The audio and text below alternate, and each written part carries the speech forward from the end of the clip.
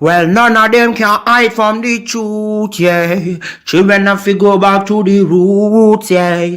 None of them can hide from the truth, yeah. Children have to go back to the roots. I'm telling you now, the truth. Telling you, yeah, the truth, the truth. You have to go back to the roots, the roots. Go to the roots, to the roots. Yeah, man, this is Benjamin out of the Smiling Coast, West Africa, Gambia, representing for the one and only Abu, the big man you don't know, the Soninke warrior, the man that brings the truth, Soninke warrior, the sign of enlightenment, the Soninke warrior, the righteous and the true African. Abu, reveal the truth to them, no matter how them try run from it, because none of them can hide from the truth, yeah. Yes, we have to dig back the roots, yeah. Fire! Subscribe now.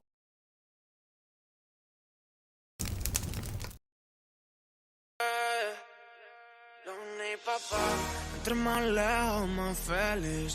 Era un veneno y lo bebí. Yeah, yeah. Oh, yeah. Siempre sé la peli esa actriz, pero ya vamos llegando al fin. Yeah, yeah. Somos felices a distancia. Ya no aguanto tu fragancia. Tú no haré consentir. All right, ladies and gentlemen, welcome to the Afridamus Report. I'm your host, Afridamus. I want to welcome all of you to today's edition of the Afridamus Report, Fall Show 2023, Year of the African. The reason why I'm saying is the Year of the African is the year that Africans are waking up to reality and finally seeing the world for what it truly is. Because if you look at it, when you spell Africa, it's 6 letters. 6 letters. You divide 6 into 2 is 3 and 3. That makes 6. The last number of the year is 3. So that means it's the year of the African. We have seen all the other people that you are supposedly supposed to be copying, people you're supposed to follow, because you've been brainwashed by the powerful American media machine, because the American machine have to sell America to the rest of the world. It's a consumer society. So therefore, everything American has to be good. Even the blacks, they have to promote them and sell them. But since we identify and look like the blacks, therefore you copy them because of what is put in front of you. But when you step into America, it's a whole different ball game, guys. Completely whole different ball game.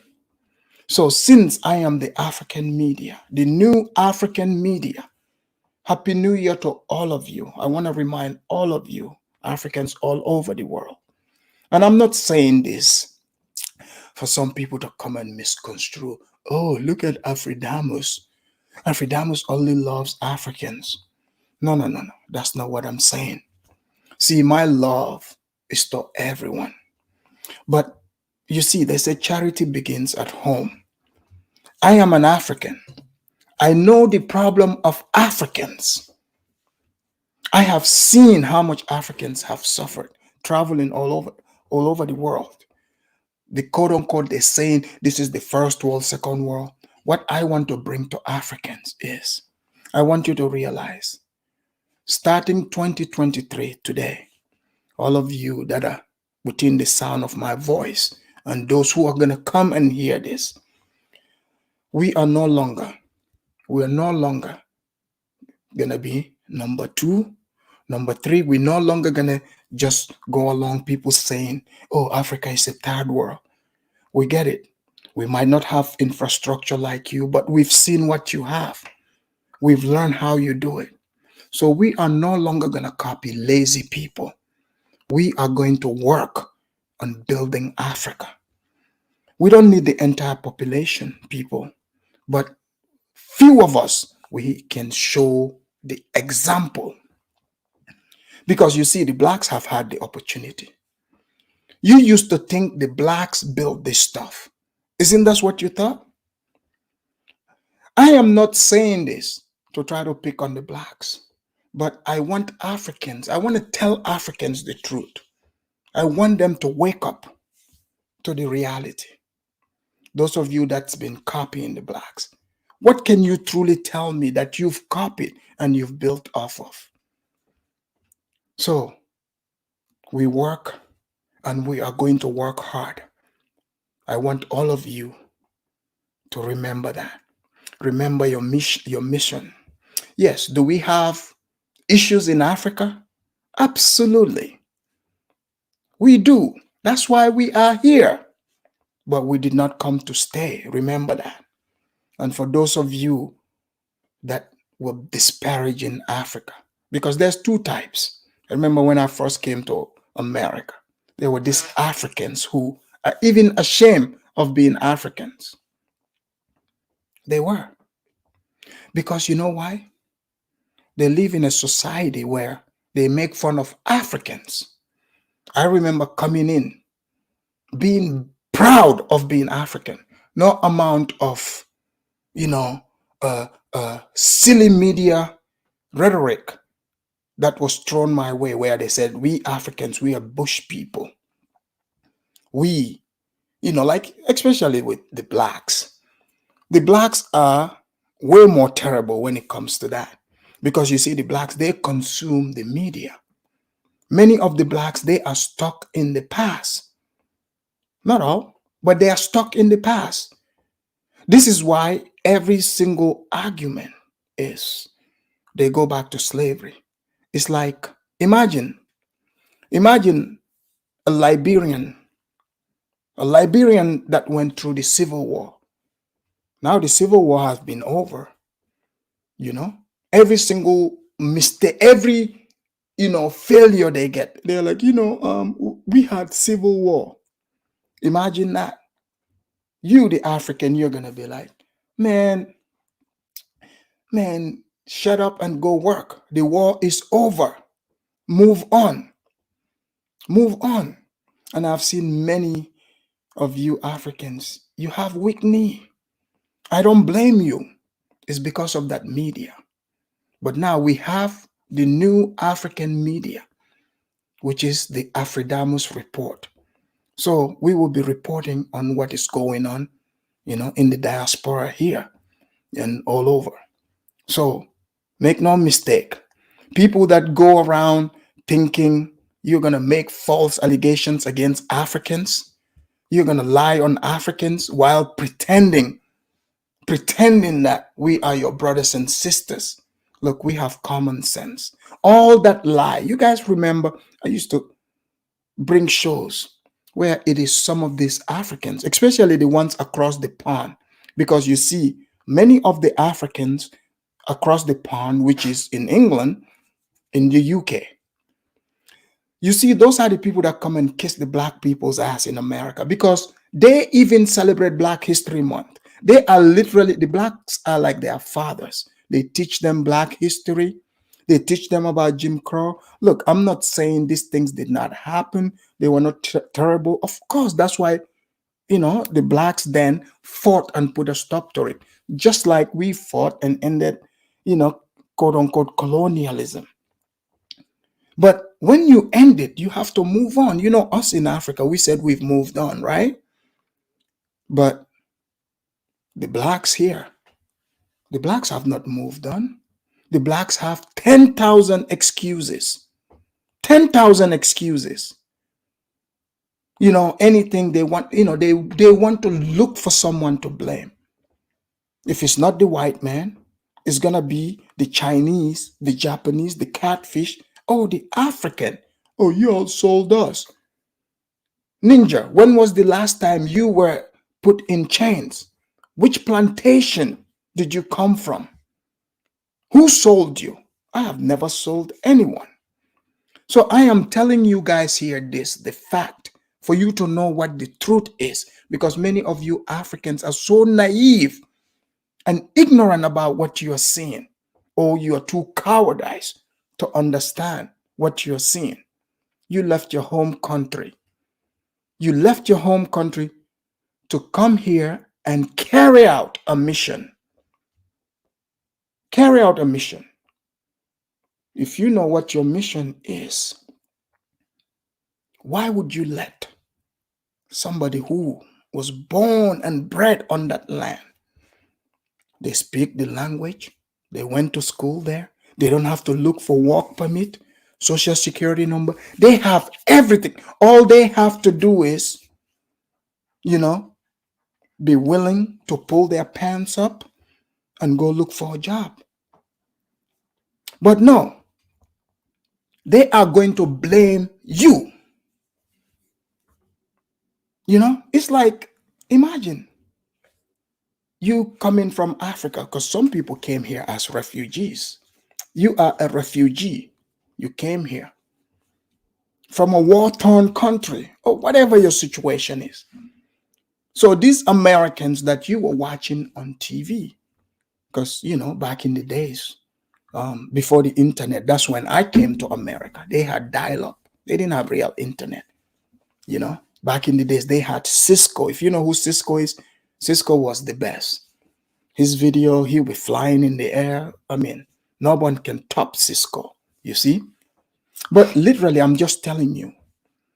Yes, they show you entertainment. Entertainment. We have been overdosed on entertainment. See, especially when you come to America, you start realizing, okay, wait a minute. There's a bunch of lies that were sold to you. You know this.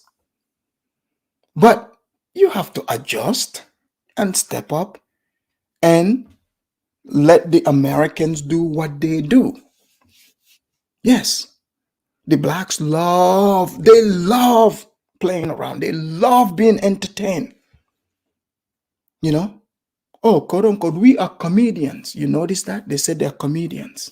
But if you're a comedian, you should be able to take a joke. But what kind of comedy is that? You can just talk about everybody, but no one can make jokes about you without it being racist. Hey, if you don't want to do the joke, don't be part of the jokes. So you, African, you did not come here for jokes. So, and I've noticed many Africans, they don't joke around either. They do not joke around. They just want to come here and do what they are doing. Have you noticed? White people are not bothering you. And these same blacks, do you see them? There are tons of white immigrants in America. Let me tell you that. Tons of them that come here. But how come you, the African, you're the only one they, quote unquote, have the balls to talk down to? Because, they've been lied to. They've been lied to. They want you to play the role of the 18th century African. Like it's presented to them. We're supposed to be bush people. That's why they talk to you that way. But I'm here to tell you, the Africans, we're not taking that anymore. There's too many of us in the West now. We see how things are going. Africans are not looking up to the blacks. This is why the blacks are upset. Now, some of them want to assume the victimhood role. So this is a great conversation that I'm going to analyze here today from the Jubilee. Great conversation. But before we get into that, I have a new song that I broke out of the vault today in the beginning of the year 2023. And this song here is a genius song. It describes exactly the mentality of many of the blacks here in America. And also, before I analyze the video that brought all of us here, I am going to also bring a video that was made by Akon. Akon was on Vlad TV a couple months ago. So the blacks were upset again. They said, Akon, how dare Akon said Africans are no longer thinking about slavery. Because you see, with the blacks, I have been saying this even from job places. You guys will see this here. You've never done anything to them. I don't know any Africans that's done things to blacks, bad things, or say bad things about them. No. Africans that I know, majority, They just go by their business. It is blacks that bring their drama. They are mad at you because you're taking care of your business. They are even mad at you if you dare acknowledge that no racist or discriminatory things have ever happened to you. They get upset. You know why? Because it debunks their theory. The theory that they said their skin color is what's holding them back. This is why they hate you, the African and the Caribbeans and other blacks. This is why, because when we come to America, we debunk that lie. We debunk the lie, plain and simple. We debunk it. How do we debunk it? We just go by our business. We come here and we do exactly what we came here to do. That's what we do. But I don't want to keep you waiting. Let me play the new song that I unveiled here. Here we go. You a grown ass man. You call me to troll me. Did you get what you want out of this? Did it make you feel better now? There's a difference. I don't bother people I don't like. And this is what you have to deal with niggas. What they built, what they did, what they gained. You wanna live off somebody else's law. What they built, what they did, what they gained. You wanna live off somebody else's law. Niggas are the worst people on earth. I do understand why they made them slaves. I think one of the worst things that happened was they stopped making them slaves. If they'd have kept niggas as slaves, we'd have built more shit. We'd have been better people. Whenever black people were under the oppression of white people, they did more. They were more productive people. Name the shit you built since being out of slavery. Name it. Name it. Let me explain.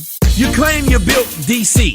You were enslaved when you did that. You claim you built the railroads. You were enslaved when you did that. Everything you claim you built in America, it's when white people had the whip on your ass.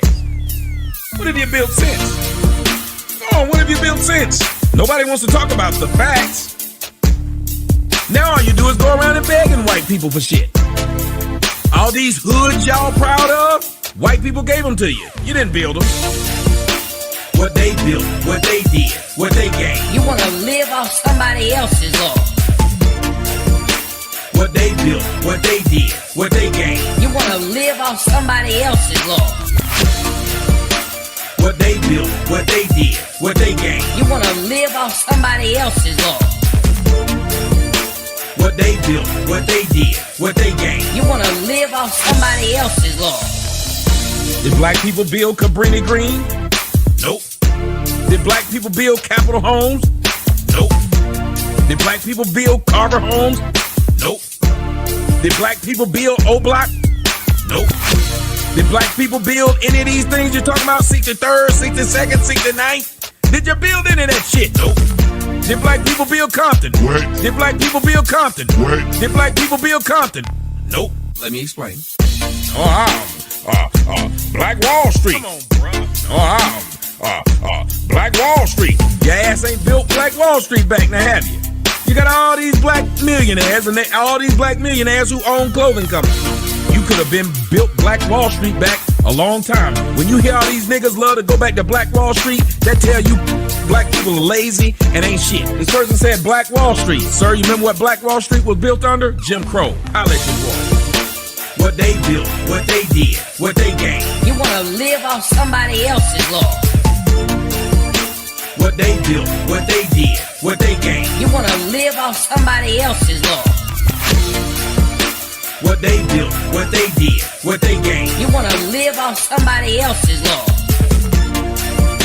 What they built, what they did, what they gained. You wanna live off somebody else's law. What have you built? Give me the Black Wall Street 20 years, in the last 20 years, the last 10 years. Give me that one. Y'all niggas can't put together some stores. Cause that's all Black Wall Street was, idiot. Stores. Can somebody tell me if I'm lying or not? What was Black Wall Street? Stores. Somebody else. You mean to tell me niggas can't put together a street with stores? Guys, please make sure you get those likes up. Do you want to tell me this is not a great song? This is a wonderful song. I'm just telling you right now. Remember, these people dubbed themselves, like Rasmoy said here, as the best blacks in the world. And we've been hearing it. They say they are the best. But what they pride themselves in being the best of is entertainment. Entertainment. And to most of the blacks, making fun of Africans is entertainment. When the blacks are given opportunity, look at the positions they would give to Africans. Remember Ice Cube's movies, Barbershop? The guy, quote unquote, supposed to be, African. He's the one sweeping, their barbershop. And, supposedly Eve, the black American woman, was like playing him because he's not such a player. You see? So this is the role they put you in. Michael Blackson in Ice Cube's Friday roles, which he only gets pennies from, quote unquote, royalties. Look at how they depict an African. African supposed, chewing on a CD. That's what they find to be entertaining. Their entertainment, they want it to be at our expense. Let's just be real. And we sit there, we watch it, right? We see it. And then these same people that come running, oh man, the white man. Well, like, man, get out of here with your hypocrite ass. The whole world sees how much of a hypocrite you are. That's the truth. How can you be friends with somebody, communicate with someone, if you cannot tell them the truth? You have to walk around eggshells. You can't, you see what I'm saying? That is not going to work. That type of friendship is based on lies. It's based on lies. This is why the relationship never works between blacks and Africans, because the blacks live in a fantasy world. They don't want to face reality. They want you to truly perform, what they've shown them on TV about what an African is supposed to be. I'm just telling you from straight experience. I've lived here for many years, many, many years. Lifetime for some people. You see? So I know exactly what I'm saying here. But now, this Jubilee conversation is very important, guys. It's very, very important. I'm glad they brought this conversation in. They have a Cameroonian there, a South African woman, Nigerian woman. I mean, in a way, I don't like when they bring these women, these African women, to go to try to speak on behalf of African, because they are full of emotions, and they're not going to speak the truth. This is why you don't send women to these places. Nothing against women, but women tend to pretend not to see reality. You see, like an African that left Africa to come here, they cannot deceive themselves. You can't deceive yourself, because guess what? You would know the repercussion right away. But you, Pookie, who was born in O Block, you can deceive yourself. You live in that government building. You grew up there. You have social security number. You don't even need work permit. You're born here. See, imagine when you first came to America. Your first obstacle, they are like, man, you need a work permit, social security number. You don't have that, right? You can't even work. And then you have a black person born and raised here. Nothing is stopping them. They can work. They come into you to complain to you. You are not even allowed to work. This guy is allowed to work. They are crying to you about what they don't have, what they are being denied. And most of these people are the most selfish human beings. They have zero regard for anyone. And they forget that there are two things you cannot, manipulate and deceive: nature and life. You reap what you sow. That which is in your heart, that's what you're going to receive back to back. Look, I'm one of those people. If you come to me and you start arguing for your limitations, I'm not going to convince you You created those limitations in your head. Who am I? Who am I to try to argue for you? You start talking about slavery, you're no longer a slave. Jim Crow, you're no longer under that. I'm looking at it. I'm looking at it. You got your bling bling on and your white t-shirt and you're complaining. Look, get to work. Get to work. So the video I'm about to play here, before I play it, this is, I'm going to do Akon's video, like I said. Let me show you. Let me do the copyright here.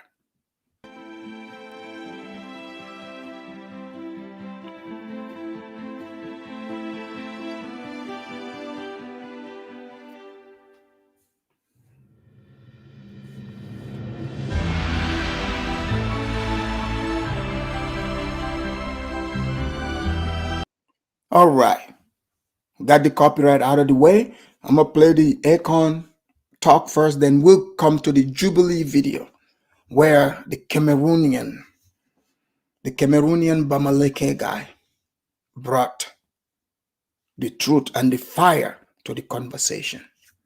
You see, those of you that live across the pond over there in the UK, we know, we get it. You guys look up to the blacks. You guys are so much into entertainment. Look, get that entertainment out of your head. Lift yourself up. Stand up as an African. Operate in the African mindset. That's how you are going to win. You are not going to win perpetrating this victimhood mindset, because that's what they are selling to the blacks. You are not going to win. I'm just telling you. You're not going to win. So I just want to remind you guys, someone said Afridamus is going to get his black card revoked. Let me make sure I still have it here. Let me make sure.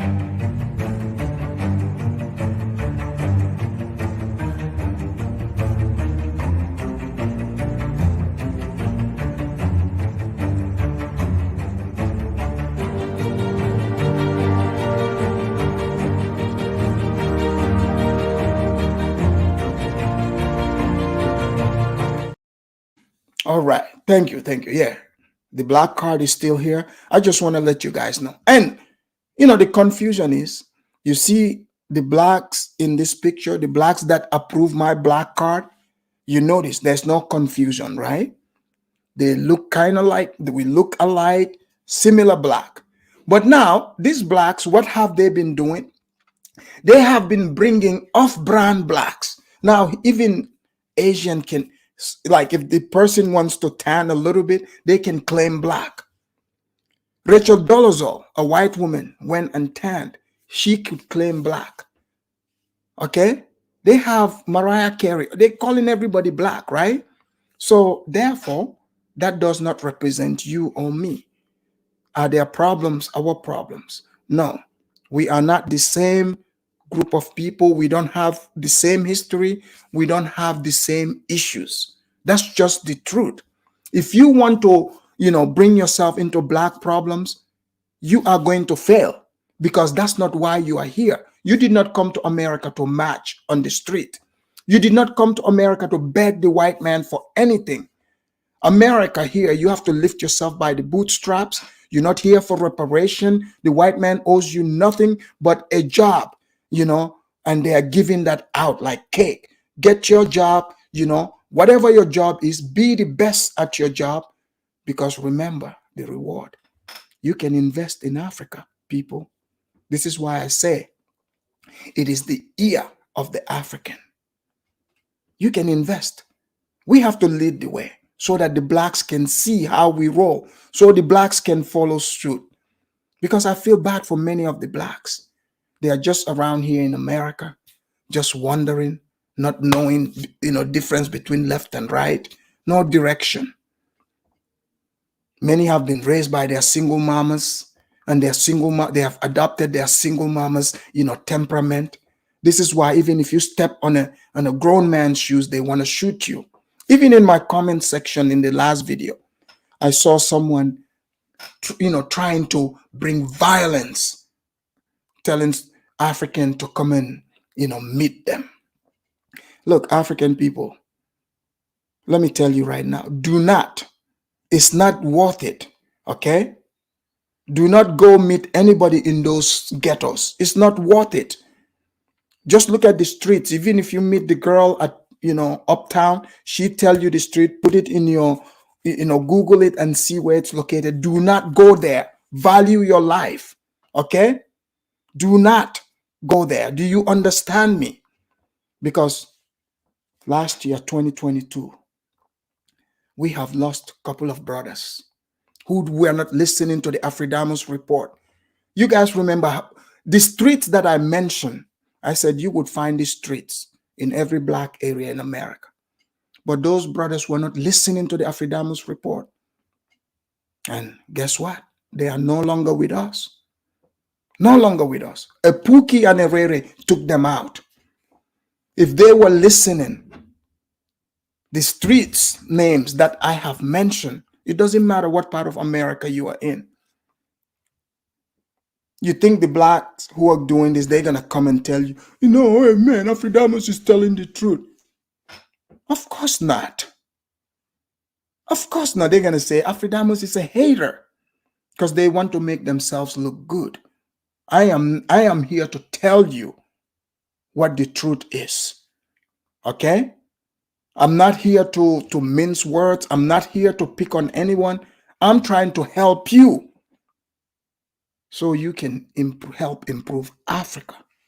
That's what I'm here to do. I'm here to wake you up. I'm here to make sure you are not wasting your time. Think about your people back home. Some of you, people came together, they put the money together for you.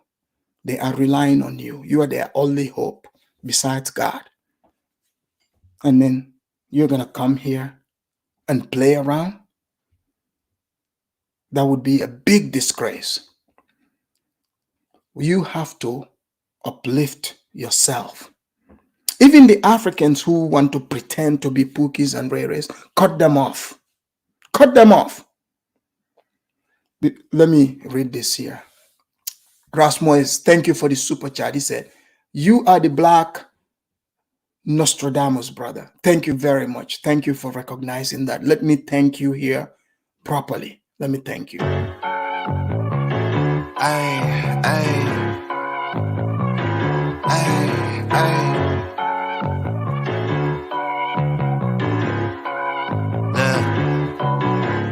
Baby girl love my bop and I like me too.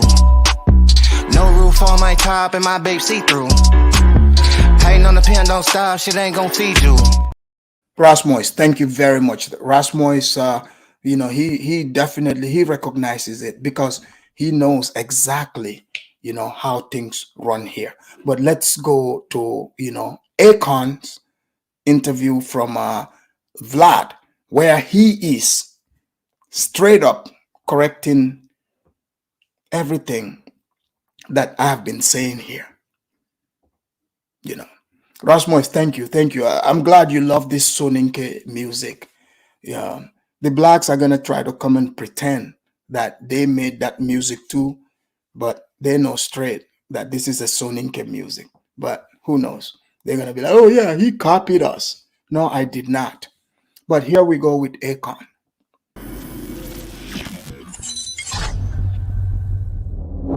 I mean, speaking of family, I remember you made some comments about women.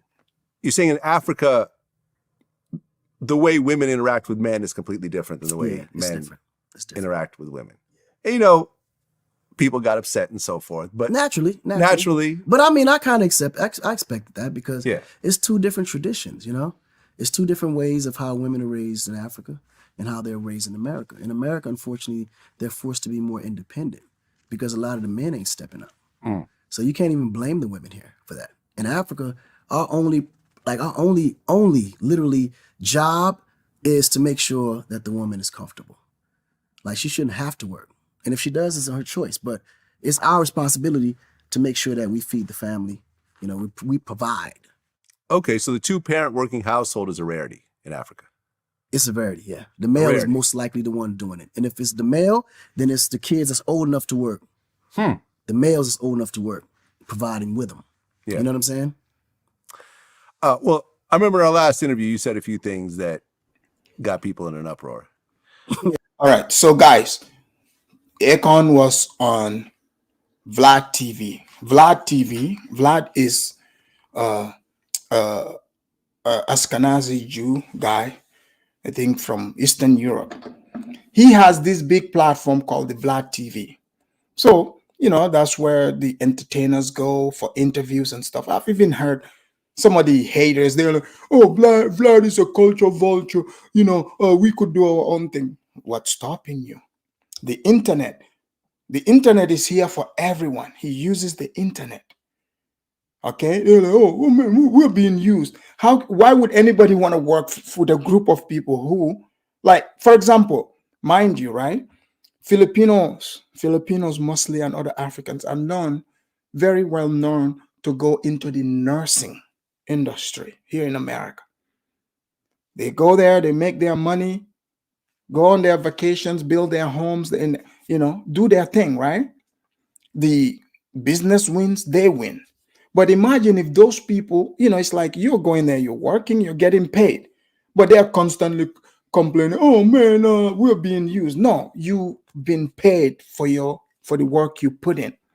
But because you are so jealous, you have hate in your heart, a man builds his platform, now you feel like, oh no, he doesn't deserve it. I should take over. Maybe you should build your own platform. But Akon is right. African women on the continent are raised differently, especially speaking of Senegal and Gambia area. It's different from here. Yes, here the women are forced to be independent, especially the Black women. So that's not their fault. Because if you see like how a female, most Black female, as children, you watch, right? The mom, if you see it's a boy and a girl, the boy is treated like the female, and the female is who's pushed, to go out there and get it. This is why you notice a lot of the women you meet, like people would say, oh, masculine energy, but that's what it is. They talk about, oh, I'm an independent woman.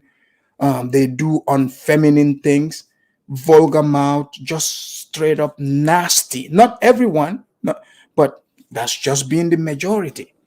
They emasculate men, their own men. Me, I have been known to be the hood whisperer.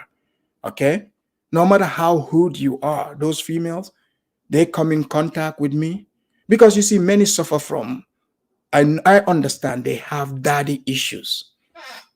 Daddy issues, a strong man. So I don't play around. You're not gonna come around me and start having a pouty mouth. I don't care how old you are. I would put you in your place, and I have no problem doing that. So what I'm telling you here, okay, hey, I don't even have to spell it out for you. You guys yourself, you are a witness to it here on the internet. Even you don't even have to live in America anymore. See, the internet is exposing everybody. If you have good manners, whatever you put out there, that's what would be seen by the people.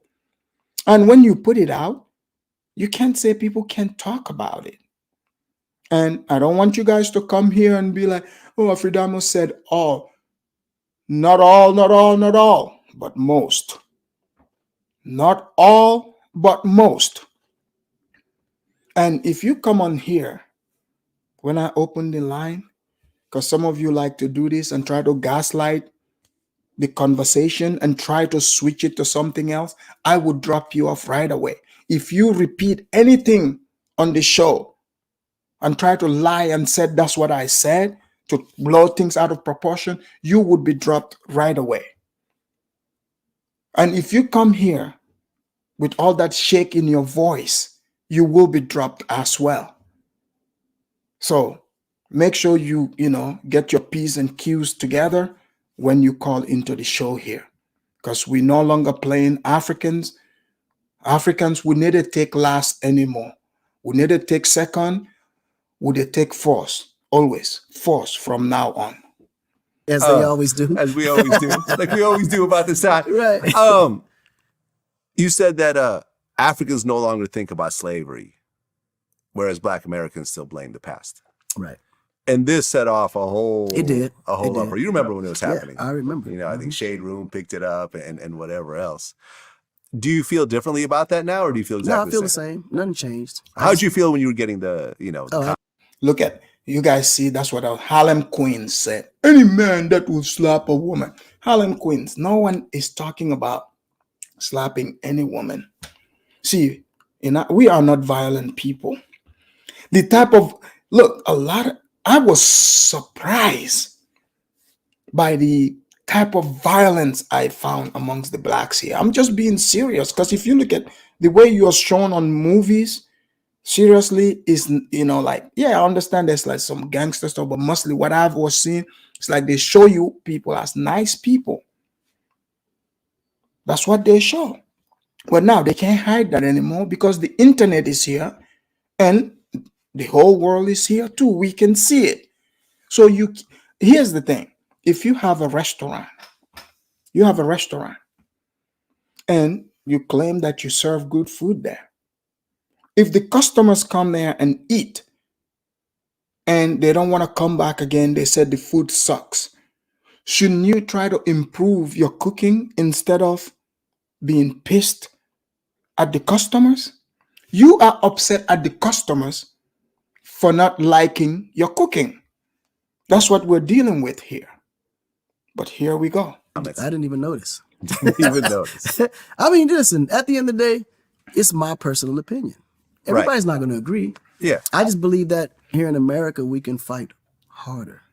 I just feel like we let too much slide. And more than anything, we allow ourselves as a people not to come together to change the situation. Because we can change it together. But I don't think we want it as bad as we fight for it. Because it's one thing to complain about it or to protest about it. It's another thing for us to come together and do something about it. So Akon is absolutely right. Mind you, Akon was born in America, right? But to Senegalese parents. He sees himself as a Senegalese, and, more power to him. Great son of Africa. And I want to thank, KBM, our Kenyan brother here. I want to thank him. He said, tell him, Tommy, let me give him a proper thank you for the super chat. Guys, please make sure you hit that like button. Shout out to KBM and all the Kenyan people out there. Shout out to you all.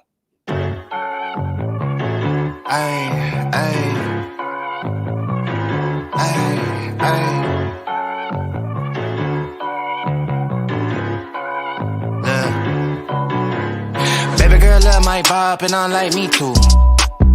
No roof on my top and my babe see-through.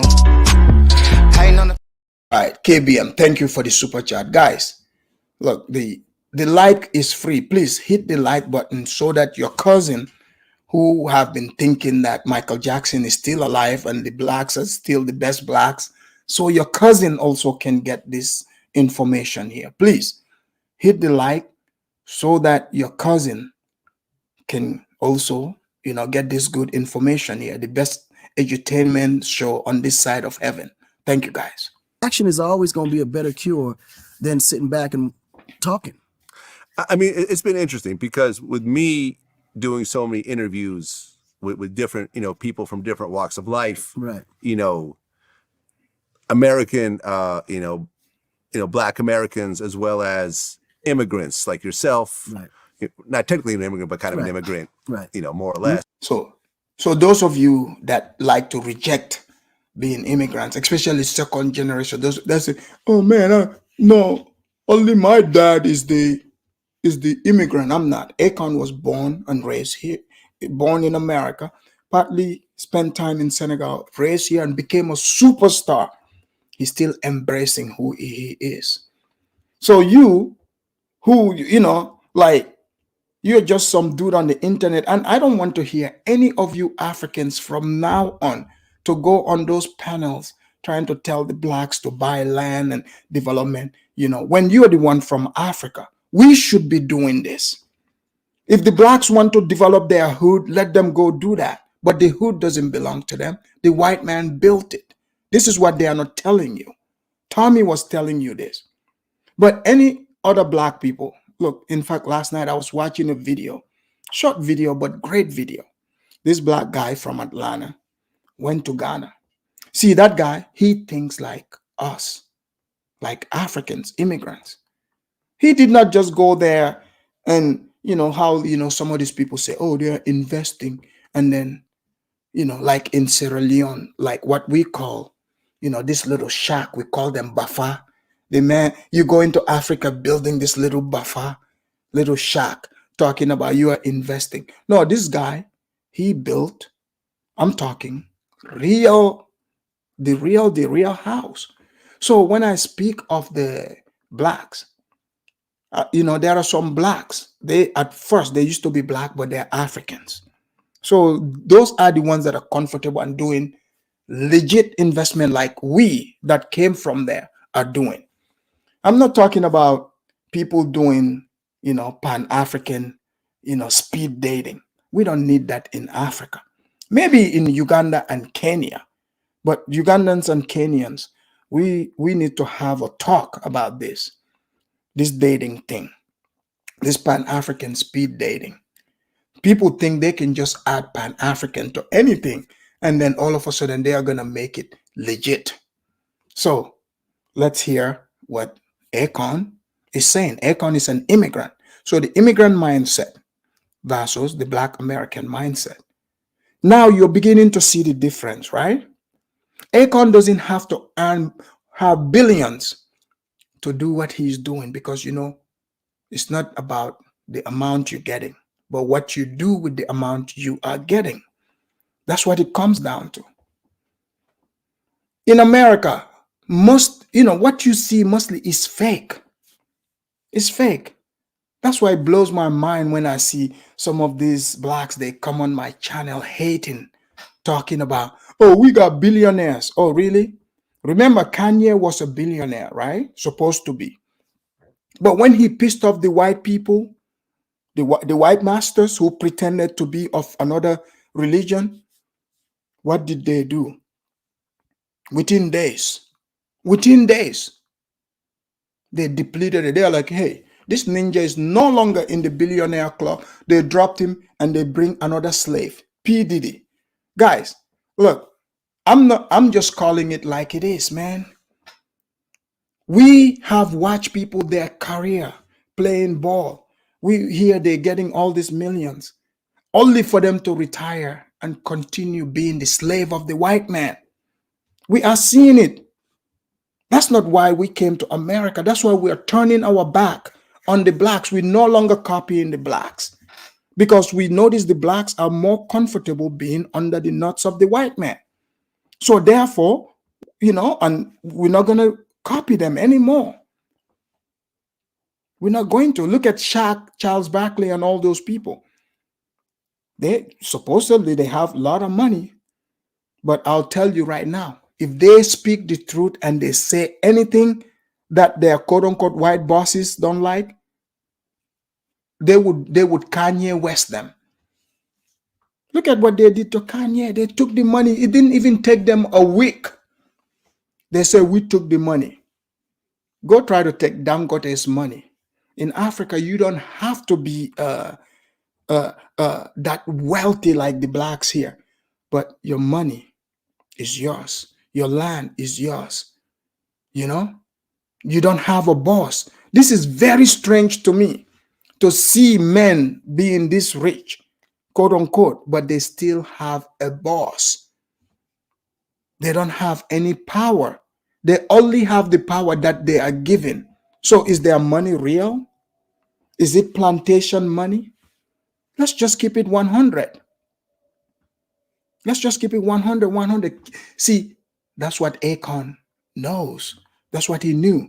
That's why when he got the money from the Convict, his first Convict album, see, that's how an African thinks. He doesn't know if he's going to be a one-hit wonder. He did not go blow it in the strip club.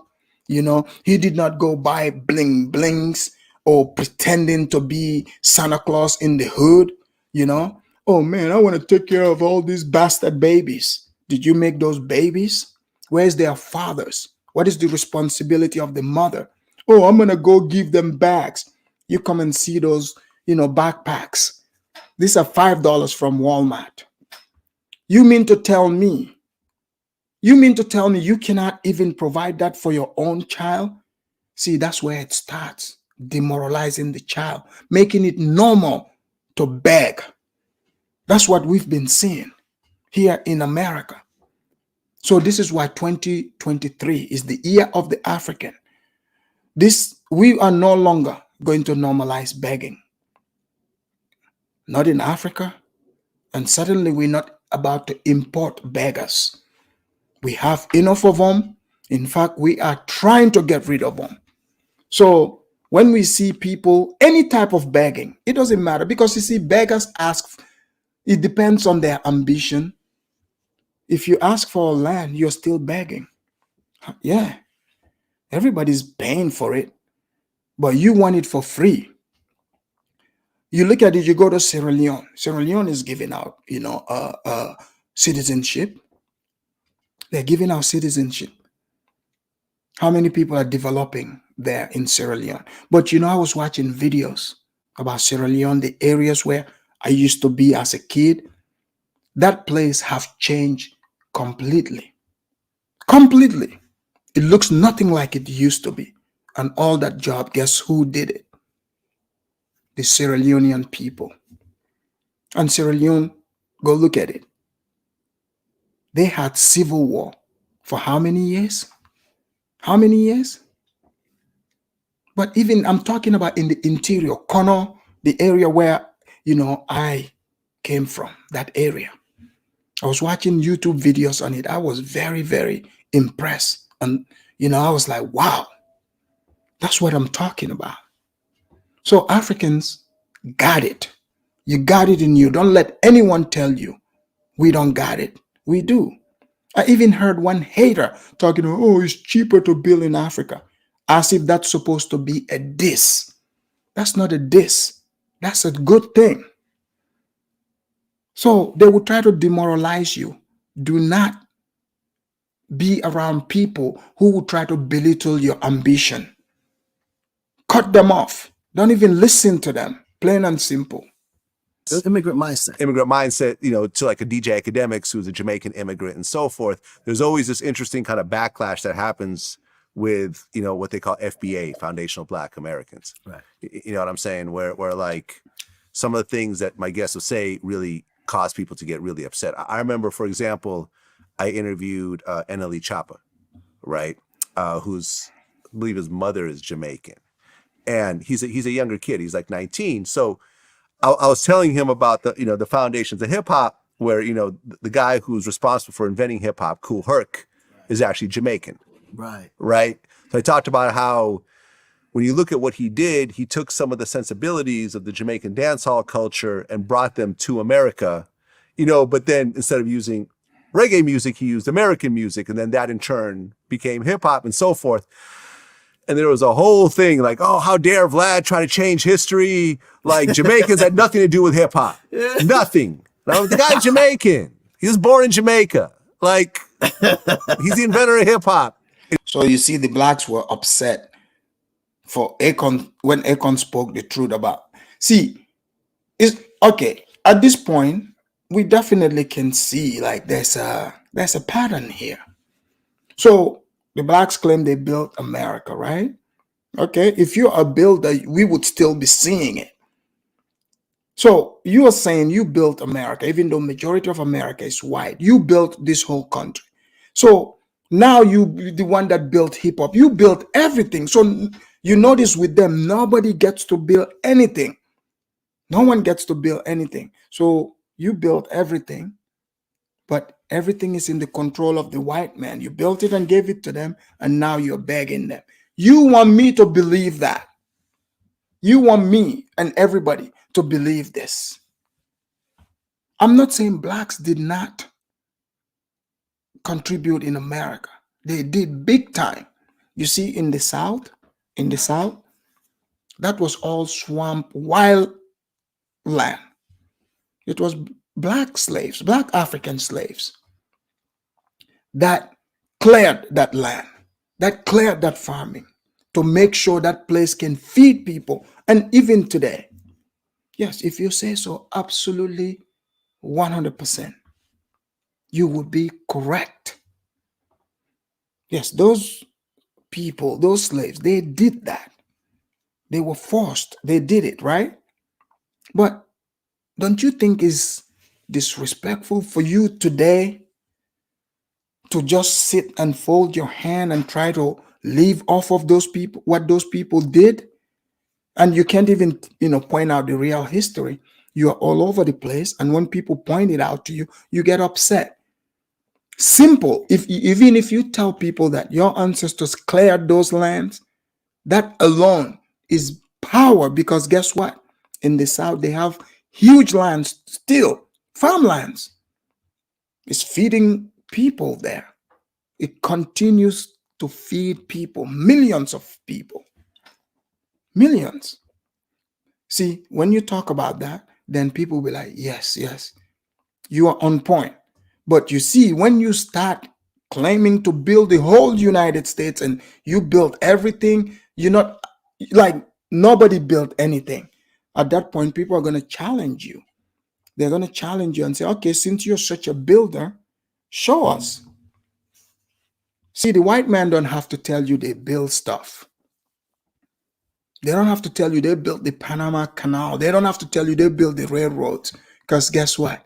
They're still doing it. In fact, they are building railroads in the air right now, suspending in the air. I drive past them all the time. So the white man is like, okay, you say you built the railroad on the ground. How about I show you what I do? In the internet age, we are building the railroad in the air for people to see. We're going to show the Africans, and I've been seeing it. In fact, I'm going to make sure I show you the new style that the white man have moved into. All the railroads, they're going to be, in the air. So that's why when I even hear people talk about, oh, Dubai is going to overtake America. Man, you lying to yourself. The white man is over here working day and night. The white man is building railroads in the air. That's what I'm telling you. No one is telling me this. I'm seeing it with my own eyes. I drive underneath them every single day. Nobody's telling me this. This is right here in my own city. So when you say, oh, even because some of them would be so hateful, oh, America is going down, Dubai is climbing. I'm not saying the Arab land is not nice, but the white man is doing his thing. He doesn't even have to tell you. You're seeing it with your own eyes. I don't see the blacks working even in this rail systems I'm talking about in the air. So how long do you guys think the blacks will be able to talk about the plantation? The plantation have lost steam, right? People are no longer listening to plantation conversation. It's lost its steam. People are like, hey, we are moving on. We're moving on. Plain and simple. He was born in Jamaica. You can't say Jamaicans had nothing to do with hip hop. Or, Fat Joe said that blacks and Puerto Ricans invented hip hop. Oh, no, you're trying to change. No, Puerto Ricans had nothing to do with it. And you talk to like the Grandmaster Caz of the world was like, there's Puerto Ricans in my rap group. What are you talking about? Like, it's a whole thing. Yeah, we as a culture created it. When you see these types of arguments that kind of, break out with you kind of, I guess, sometimes getting attacked in the process with you being African, how do you feel about those things? Well, those things don't really bother me because I don't take those things personal, because everyone's personal feeling is going to generate a certain emotion. And I'm not going to feel the way you feel about a comment because I come from a different background. I see things differently. But I think the one thing that us as a people has never took the time to do was understand each other's. He's absolutely right. Guys, Akon is on point. And the problem is, again, like I said, the media, blacks get their information from media coupled with attitude. Their attitude towards Africans, majority of them, is negative. It's very negative, and it shows. It shows when you come in contact with them. They never take the time to understand, oh yeah, no, you are from a different background. Some of them literally, they act when they see some of these black people, when they see you, for example, when I see someone who's African or even Gambian, I don't assume in any way, shape, or form that he thinks or act like me. Until I talk to the person, I will never assume, you know. But if you assume already, you have expectation for people to be a certain way, you know, they are not that way, you should be mad at yourself, not that individual. You know, that's how someone who is possessed by evil acts, because Satan is who wants to control other humans. So the moment you assume the person have to be like you and they are not, then that causes problems. Erica Maldonado said, do you believe the blacks are a stateless people? Well, I would say if you're black who did not embrace America in your heart, mind, and soul, then yes, you know, you are a stateless person. There are blacks who would be stateless in their mind, but in reality they are not, because they have America. America, you know, it doesn't matter what anyone thinks, even the white man, you know, America is still the home of the blacks too. But the blacks don't act like it. Majority, they want to hate on their own home. And I can never trust somebody who hates they said their home with passion.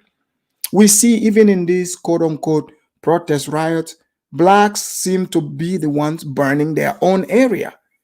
They justify burning it. That means it's not their own.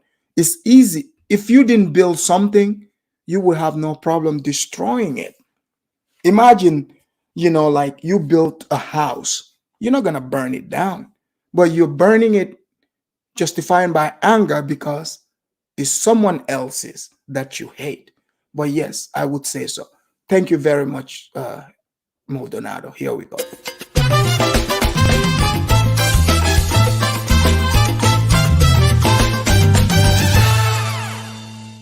Thank you, Erica. Thank you very much. Opinions, and or get to know why I feel this way, right? So if I'm gun ho saying to myself that what I believe is it and nothing else surpasses or is the truth outside of what I believe, that's not accurate. Ask Kanye West, he'll tell you right now, right? But why not take the time to understand why Kanye believes that or why he's saying that? Like, bro, what's leading you to say that? Like, help me understand, right? So at the end of the day, we got to take the time to understand each other. But more so than anything, we got to come together. Because we can sit here and all say the white man this, white man that, or they suppress us, they holding us down, the system is built against us. Okay, let's build our own system. Nobody told a white man to abide by a black system. Guys, is he lying? This is how smart Africans think. This is how smart Africans think. I have always had this argument. I've put it to the forefront, not only on the internet, even in this I used to be a Pan-Africanist, okay? I go to this Pan-African meeting in real life. And I say, why always talk about what the white man's system is? Why don't we build our own? Like, why? Because like, if I'm doing my own thing, you're doing your own thing. If you have a system, I mean, yeah, good for you. You do that system because that works for you. But I'm going to also create my own system. I'm not going to complain about your system. You know, if I have a problem with your system, I'm just not going to participate in it. Simple. That's what Akon is putting in the forefront. But there are many black people who got upset. Why are they upset? Because you know what? Akon is saying, let's put in the hard work. He is putting responsibility back onto you, the individual. Yeah, the white man built his system. You don't like the white man's system? Don't cry. Build your own. But you want to match. You know, the same white man that it's funny when I see these people, the same white man that you say so evil, you want the white man to vote against his or her own interest to make you happy. Think about that for a minute. Like, truly, I've seen black people arguing with a white person saying that person is racist for voting for Trump. Really? The other guy is white too. Unless you're telling me Biden is black. That's how idiotic most of these people are. Like, you vote for who you like. So if you're saying this other guy is racist and he is there for the white man, white people, guess what? If I'm white, guess who I'm going to vote for? The white person who said he is for me. So you are convincing me to vote against myself. This is how idiotic it is. Do your own thing and you would not go wrong. You will not go wrong. Seriously. They chose to build their own system to abide by. And guess what we're doing? We're trying to adapt their system and expect their system to work for us. It's not going to work for us because it's not ours to work for. So we have to create our own system. And if we want our own environment to be policed a certain way, we create our own environment, hire our own police. Like, all this can happen. Like, if you want the NBA or the NFL, all these people to treat black athletes a certain way, okay, cool. Let's create our own NFL, NBA. We treat it's not like we don't have the capacity, the resources, the finances, or the influence to do it. Right. Let's just fucking do it and stop complaining. Let's just do it. And that's what you did with your label in Africa. Look, in Africa, we have compounds, right?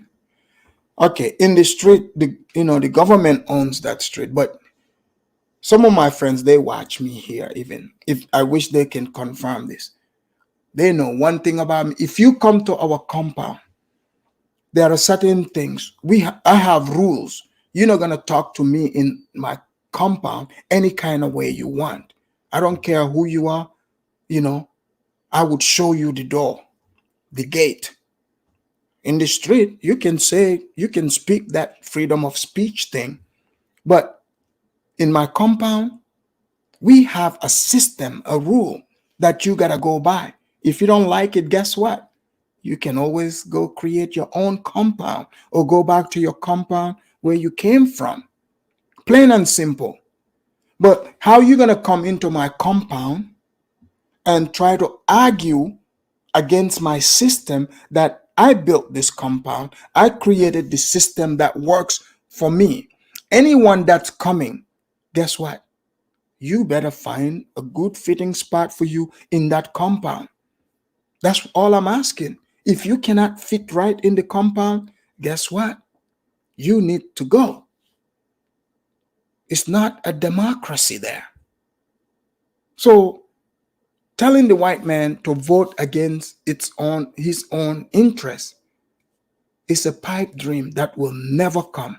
It's not even natural. It's not natural. You say you're going to the person begging them to stop oppressing you. You're like, oh, this person is the person oppressing me, but you're begging that same individual. Where in history have you ever seen the oppressed top down the oppressor? Where have you ever seen that happen? Talk their way till the oppressor is like, okay, now I feel ashamed. Now I can hear you. Nowhere. If you're truly oppressed, trust me, you won't be just sitting on the internet talking or matching. You will do something about it. You will do something about it. That's what Akon is saying. You can create your own police, you can create your own system. But you see, that would require what? Responsibility. See, Steve T say, we see begging in Africa every day. You see, I noticed most of you got jealous when Biden's government called African leaders and quote unquote pledge 54 billion. Here's the thing. They know that we no longer, like I said, Yes, before there used to be African leaders that beg. Well, Ghana's president liked to beg a lot. Let's just call it what it is. He's the one that said, "Oh, Africans need to stop begging." He's the chief beggar in charge. That's apart from Ghana, right? But in fact, we snubbed the United States. We're like, we got new friends. So most of these people are jealous because they've been begging the white man, begging for reparation. They won't even talk to them. But the white man is like, Africa, you're looking really good. It's like the chick that snubbed you. They called us to the table and tried to bribe us with money. You see, 55 billion. That's a drop in the bucket for us now. We are now we have tasted money. Now we are talking big numbers in Africa. We are talking big numbers. So coming with 54 billion, that's nothing for us. We're talking big numbers, plain and simple. If you cannot match that number, please keep your money and stay where you are. We ain't got time for, this type of talk. Let me read this super chat. Amilcar, thank you for the super chat. Happy New Year to you. He said, Afridamus, can you play the stanky leg when you have time? Happy New Year. Oh, yes. Oh, thank you for reminding me. I'll make sure the stanky leg actually comes in because, we need it. We need some people to see the type of talent they are missing out on. The stanky leg wasn't even taught in a classroom. This is just African, I'm talking just the skills. I bet you some of you that are watching me, you don't know that I can even do the stanky leg myself. It's all natural talent. Natural talent. So when the blacks think they are the best entertainers, I think they are fooling themselves. And now they're beginning to see that. So I'm going to bring this stanky leg here for Amilcar. Here we go, Amilcar.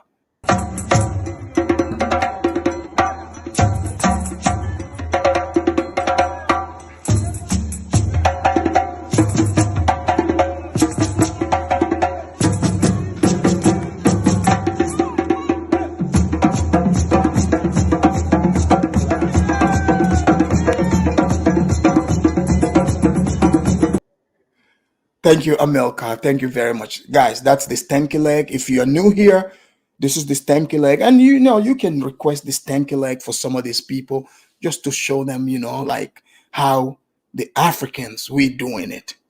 How we doing it. The Wiz Kids. Period. Was Sarkodie one of your artists? Huh? Sarkodie? I don't know. Sarkodie. Yeah, he's out of Ghana. He was one of my artists. I interviewed him. Yep. Yeah. He was amazing, by the way. Yeah, he's dope. He's dope. So you went over and just basically just picked off all the greatest talents over there. Yeah. Okay, I want you guys to hear this. Remember when some of you were here hating on Akon saying, "Oh, he did not pick out these talents," and even one of the Nigerians guy, to Niger, that came here, who like to pander to the blacks. I think he's looking for a requisher. To Niger, by this time, if a requisher is not writing to you, I don't know what else you're doing, still trying to pander, to requisher. But he tried to discredit Akon to say that, oh, Akon, he didn't even know that Akon put his own people on, Nigerians, Ghanaians, right? But then he tried to say, Akon did not do all that. He doesn't know anything about Akon. That's another thing. If you don't know anything about the topic or the person you're talking about, please do not make up stuff. Do not make up stuff just for the sake of argument, because over here at the Afridamus report, you would be called out. Guys, please make sure you hit the like and realize this is the new African media out here, the Afridamus report. Hit the like button, guys. They're all right there everywhere in the world. And they're all ready to sign and get a bigger platform and everything now else. Now they like all that. got bigger platforms and doing amazing. No complaints. They happy as hell. Right. They can feed their families and go back to Africa's kings. Crazy. All right, guys. I gave you a little preview of that. Now we are coming to the main event itself. The Jubilee interview. This is a conversation between Black Americans and African immigrant. So I'm going to let you guys check it out for yourself. And the same thing you recognize here that I've been talking about, where most of these blacks are refusing to see that they are in fact the problem. They are the purveyors of problems. They are coming with their own problems, their own insecurities, and they are putting it on people. So this is what creates the problem. You see an African person, you hate them right away because how come he doesn't act like a slave? Meaning, why isn't he pretending that slavery still exists? Look, it's like one of those things. Someone saying, I'm pretending to have confidence. You either have confidence or not. You either went through slavery history, your ancestors were slaves or not. You cannot go out there because you said this is your history and expect someone just because you're the same skin color and assume you have the same history. And it's not a diss if I don't come from your background, just like you did not come from my background. It's vice versa. Imagine an African coming to you trying to get you to, follow their, pretend like you feel, their tribal history, whatever tribe they came from or their country. It's not going to happen. The best thing is we have conversations and get to know one another.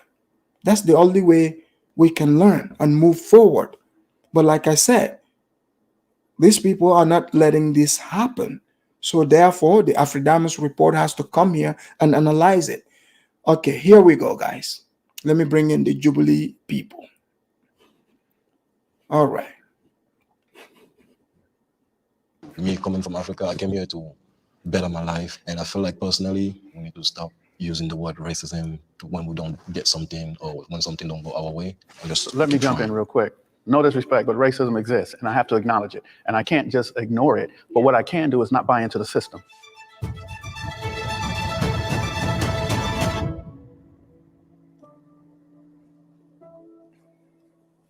Step forward if you agree. Slavery affected my family.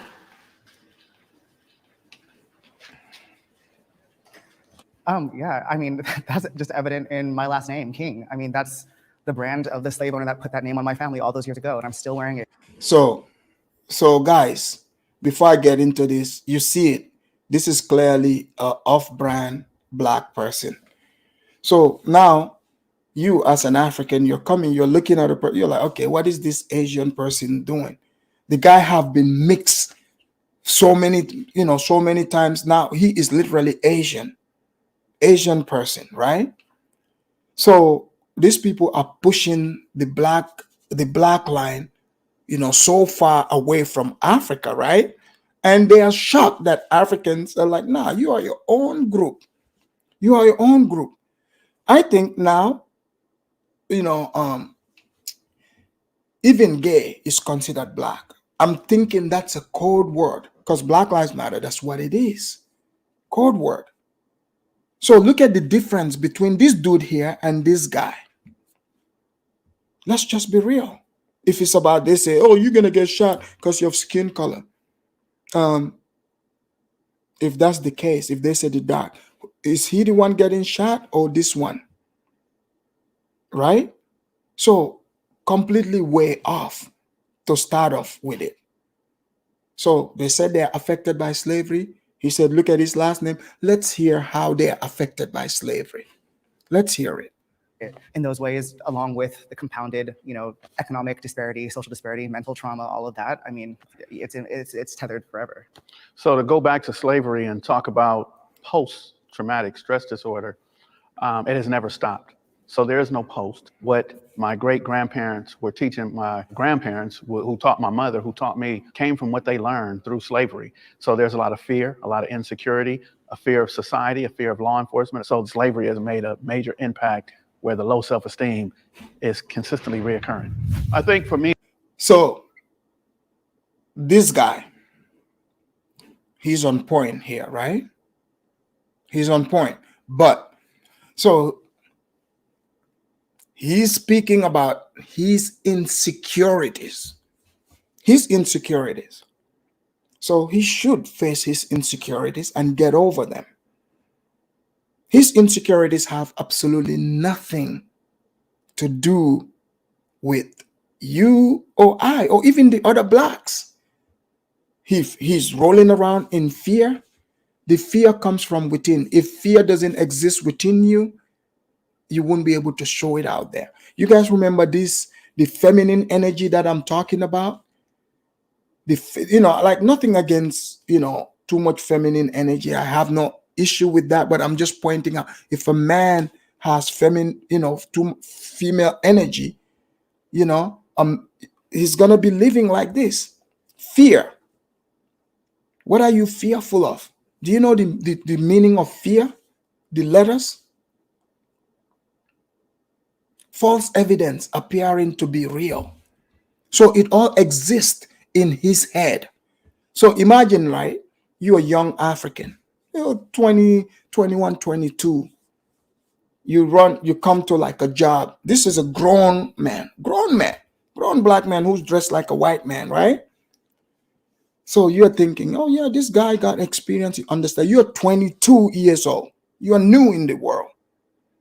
Because between 18 to 25, they're all in the same range mentally. Because you're still new. That is if you are with your parents, you left your parents, you're 18, you're learning about the world. You don't have much experience. So you're in America, majority white, you're like, oh man, he is a black guy. He can show me the ropes. What can he teach you? This man is insecure. He has fears. Are these fears real? So he's going to come try to get you to explain this fear to you, which he's the only one that has it and others, and you don't understand it. Then all of a sudden, oh, you Africans are haters. No, player, you have fears. So I can't help you. I can't help you. Growing up in Los Angeles, California in the early 1960s, there was a stereotype that I didn't want to be black. I didn't want to be African because we come from Africa or we're slaves. So I want to be a Chinese boy. I want to be Bruce Lee. So growing up like that, I didn't like myself and who I was. I didn't like the color of my skin or the way that I spoke. So I emulated other people. I want to be something that I was not. It's very saddening when you can literally only go back a couple generations and then it's like the documents just don't exist. There's no record. It's like, my family has completely been erased. In that same point too, in the time that we've been here, we've created an incredible culture and we have so many things to be proud of. And I always reframe the narrative myself and I speak of my ancestors that were enslaved as, doctors and healers. And it's like, we were taken because we were talented, because we had skills to offer. And we built this country. So you see the fantasy here. So there are many other countries like the Caribbean countries. The blacks there too were brought there because of slavery. Have you noticed the black Americans? They like to pretend. They tell themselves that, oh yeah, their ancestors, the Africans who were brought, those were the talented ones. Those were doctors. They had skills. That's why because they like to say kidnap. They brought those people here. They are the special kind of black. They have monopoly on victimhood. Like Jamaica. Look, one thing I can say about Jamaicans, I've run into many Jamaicans or even Haitians. Haiti is still going through it. How many of these people from these countries have you ever run into?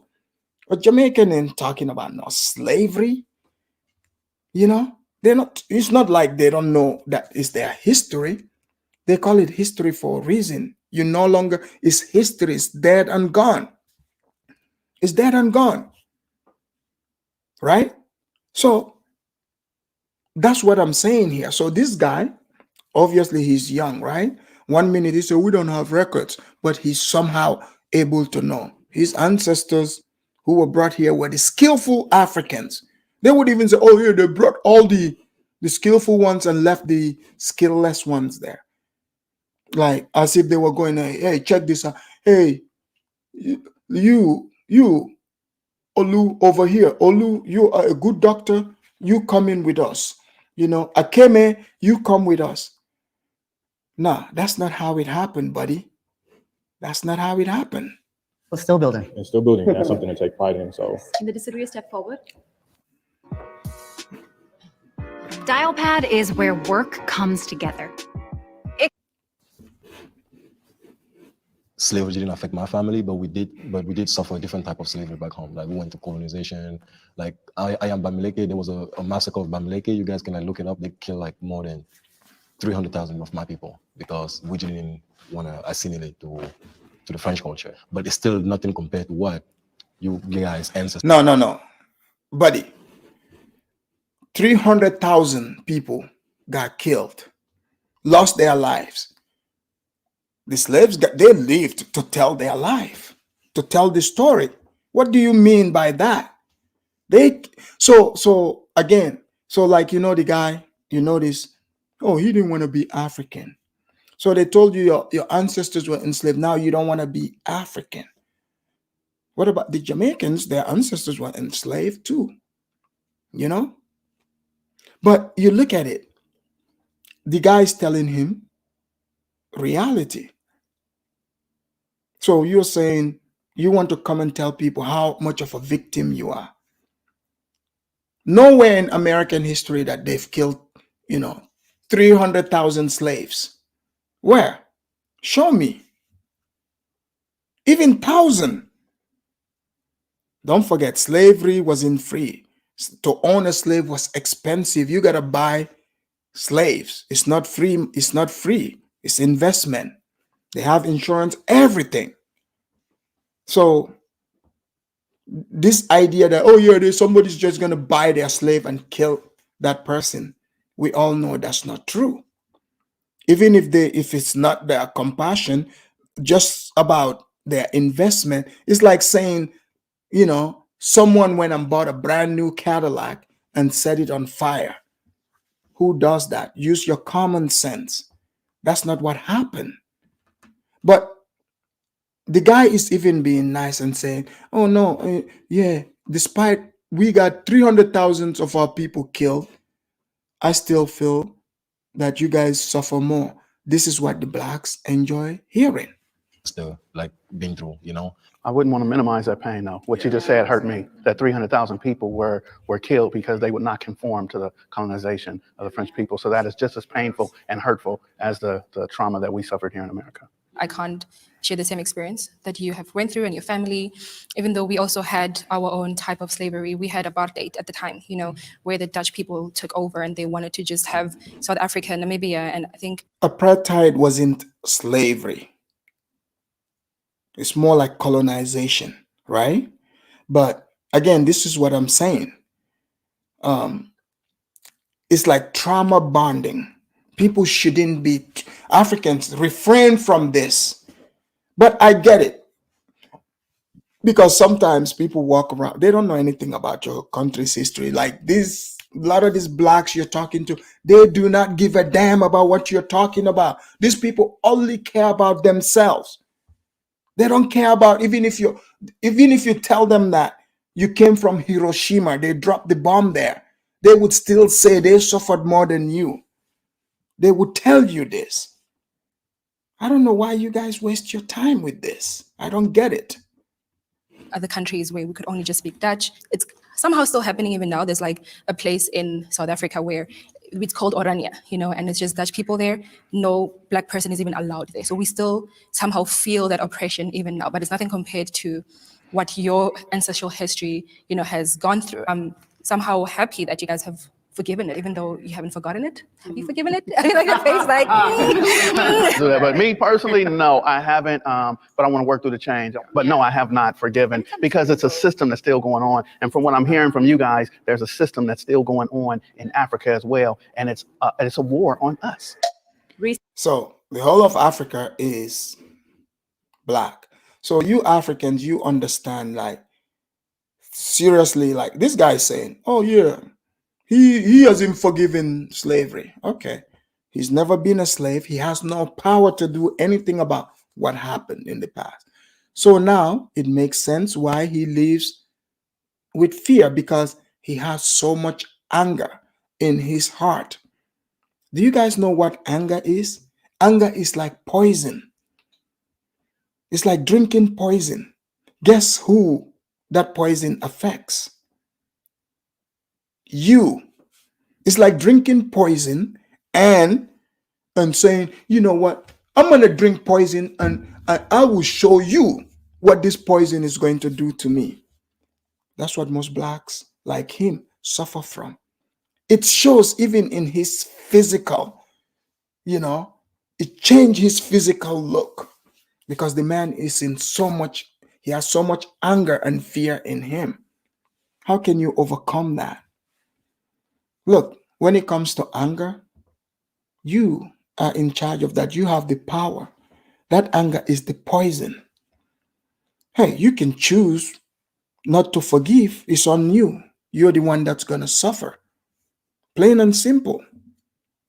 Especially, giving yourself the power to say, I can, like giving yourself the power that you can forgive or not forgive for something you had absolutely no control over.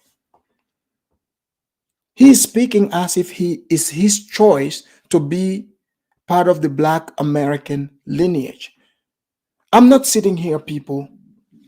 I'm not sitting here pretending to say, oh yeah, you made the choice to be part of that lineage or in this system. But my thing is, if you don't want to understand that we no longer exist in that system and you learn from it and understand that as well, I can't rock with you, man. I can't, because I'm not gonna allow myself to be a victim. I'm not gonna allow myself. It's one thing if you say, hey man, this is what the system here, this is what the history is, this is how messed up things were. Watch out. Now we're talking. You tell somebody to watch and see for themselves. Now you're talking. But here's a man who wanted to be Bruce Lee. He's typical of most Black Americans. They would tell you they want to be everything except African. The African thing just started being cool. It's only us Africans that claim Africa. They do not. I mean, let me rephrase. Most do not. Racism is the main cause of poverty among Black people in America.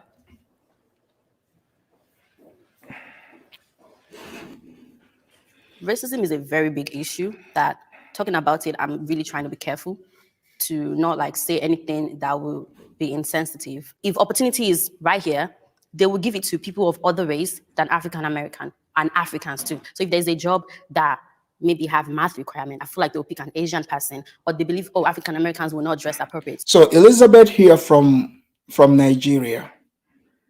Elizabeth is from Nigeria. So this is what I'm saying. This racism thinking thing is a feminine way of thinking. You see, the Bamaleke guy did not come because it's all in her head. See, what she came and said didn't even make sense. She said, I feel like.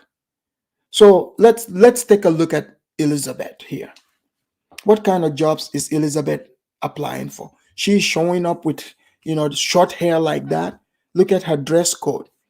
She painted her hair gold, blonde. How can anyone trust that? No, you're not gonna be hired by many people. First of all, when you chop your hair off like that, most of you women don't even know this, right? For smart men like myself who are very much experienced, what we see is you are an angry woman. You are an angry woman. See, that's a sign of an angry woman, because you see chopping off their hair. See, the white women, because in America here, marriages do not go past 2 years. Majority, 50, like 1 in 2 marriages end up in divorce within 2 years.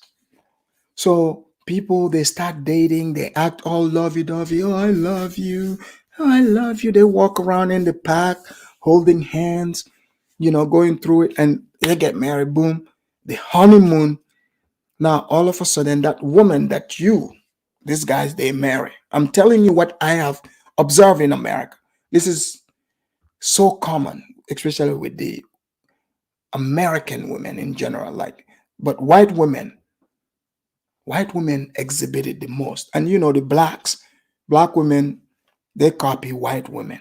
This is why they hate on white women, right? So you would see a white woman, she's all slim, slender, eating her vegetables and stuff. Now, she got the dude to sign the paperwork. Within 1.5 years, now she's all of a sudden she's too tired to have sex with the dude. She gets bloated, put on weight. And then next thing you know, she chop off her hair. She start looking like a butch. She becomes an angry woman, looking like that, right? And that's when she starts saying, I am not happy. I am not happy. So you will see a lot of them. The moment they put on the weight, they become fat lesbians. They chop off the hair. That comes with anger. So guys, stay away from women like Elizabeth here. Chopping off her hair? No. I cannot go with that.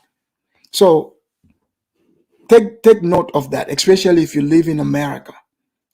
Stay away from short hair colored this way. She's Nigerian. Last time I checked, Nigerians did not grow blonde hair like this. So the confusion here is just, her dress code is not appropriate. So let's just call it what it is. If you are dressed like somebody who's supposed to be walking the street, but my business here is a family business, sorry, Elizabeth, I can't hire you. So they will pick another person. They will always pick people that are not black over people that are black. I also think, I think the crucial missing point when we talk about economic disparity, time is the most valuable currency. And if you have a stock that's the American dream is the stock, and during all that time, all that asset, the American dream was appreciating, and you're not allowed to take out business loans, you're not allowed to read, you're not allowed to write, you have to first fight to become 3/5 of a citizen, then you got Jim Crow, and then you got everything else. It's you're now having to buy in at a price so high because the time is irreparable. You can't get that back. Guys, here's what I'm telling you. This guy, I don't think this guy's not, I gotta give it to the blacks though. We are talking about blacks and Africans, right? This guy is not pushing a black talking point. I want to make that clear. I want to make that clear. This guy is doing an LGBT talking point. They slided him in there to make him black. You see? Because they know, here in America, blackness have been the dumping site. So anyone who is confused about their identity, it could be sexual identity. Oh, now guess what? You black all of a sudden. This is why you see the gays, they will compare their struggle to blackness. So this is why I say I am African. African, there's a difference between, because I know the code word. Blacks think they are still black. No. Black and gay go hand in hand. This guy is over here lying through his teeth. He's talking about stocks. He's talking about all these things. If he's so knowledgeable about these things, what is stopping him from just doing it? What is stopping him? He said, you have to take loan to buy stocks. Buddy, if you have to take loans to buy stocks, you do not need to be in the stock market. It means you can't afford it. You need to work. So he is using an LGBT talking point. I know LGBT talking point when I hear it. LGBTs are trying to mimic the blacks, but his talking point, this is not a black talking point. The blacks that are about slavery and reparation, if they are not part of the LGBT group, they do not use this talking point. I'm just telling you. I'm just telling you. So here we go. Let's allow him to continue. Black person today cannot, in one lifetime, achieve what generations of white families were able to do simply because they didn't have to compete with us to do it. Yeah, I agree with you totally. Yeah, I was thinking, just like you said, from a historical standpoint, we start with. So did you guys see how he is acting when Elizabeth here, Elizabeth, the Nigerian woman, gave him affirmation? Guys, let me tell you this. when I was growing up, right? There's a reason why our elders, they never ever would have approved the single daughters, female, to travel by themselves abroad. You know why? Because this is the type of things they are avoiding. They know a lot of these women, they are not mentally strong. So if she truly believes this nonsense that this guy is spewing, why doesn't she pack her bags with her golden hair and head on back to Abuja or Lagos? Why doesn't she leave? Right? But no, I think Elizabeth is actually just sweet talking this guy. No, the way Elizabeth is dressed, trust me, I know Elizabeth probably got 2 jobs. Elizabeth is about her money. She is about her money. Yeah, I suspect Elizabeth is just saying this. Unless if Elizabeth is also part of that, the Rainbow Coalition. So, because now that's what they are doing. They will use them to represent blacks or Africans. So we need to take that into consideration as well. Slavery, then that's centuries, generations of stolen labor, like you said. Then we get into Jim Crow, which is just an extension of that. Then we have redlining, we have mass incarceration, we have events like the bombing of Tulsa and Rosewood in Florida, and all these different examples of our wealth being decimated. And I don't say that to come from a defeat. So Tulsa and Rosewood, you guys heard Tommy say, it's just couple of stores. So this guy is clearly, he has no chance until he changes his mind. This is a young guy. Look at his face. He's a young guy and he's already defeated mentally. They want to talk about white people. You see, they say, oh, what white families have, we don't have. That's pocket watching. You're comparing yourself to white people. Are you saying all white people got money? All of them got more than you? Is that what you're telling me? I see plenty of poor white people. But you see, you will suffer when you try to compare yourself to others.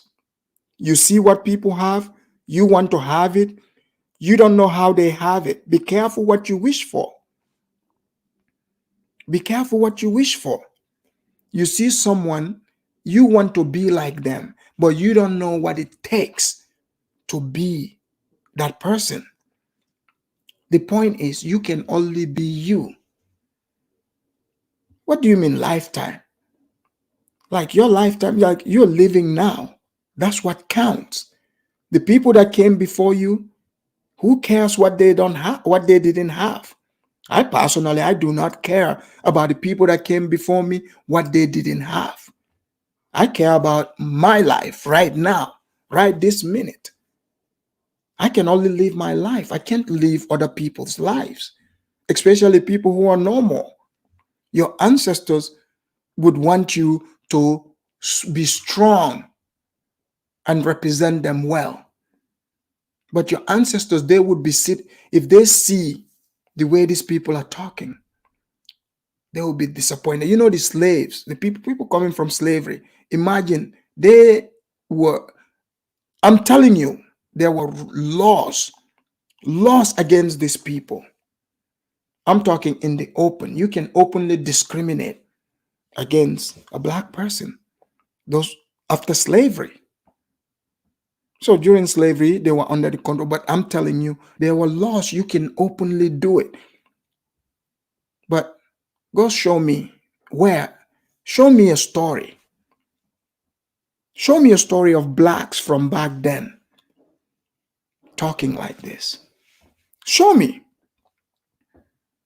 Hey, I'm not saying it didn't exist, but go read about the reason why people admire the blacks is because of those blacks, their struggle from slavery, what they had to overcome within a short period of time, what they've built.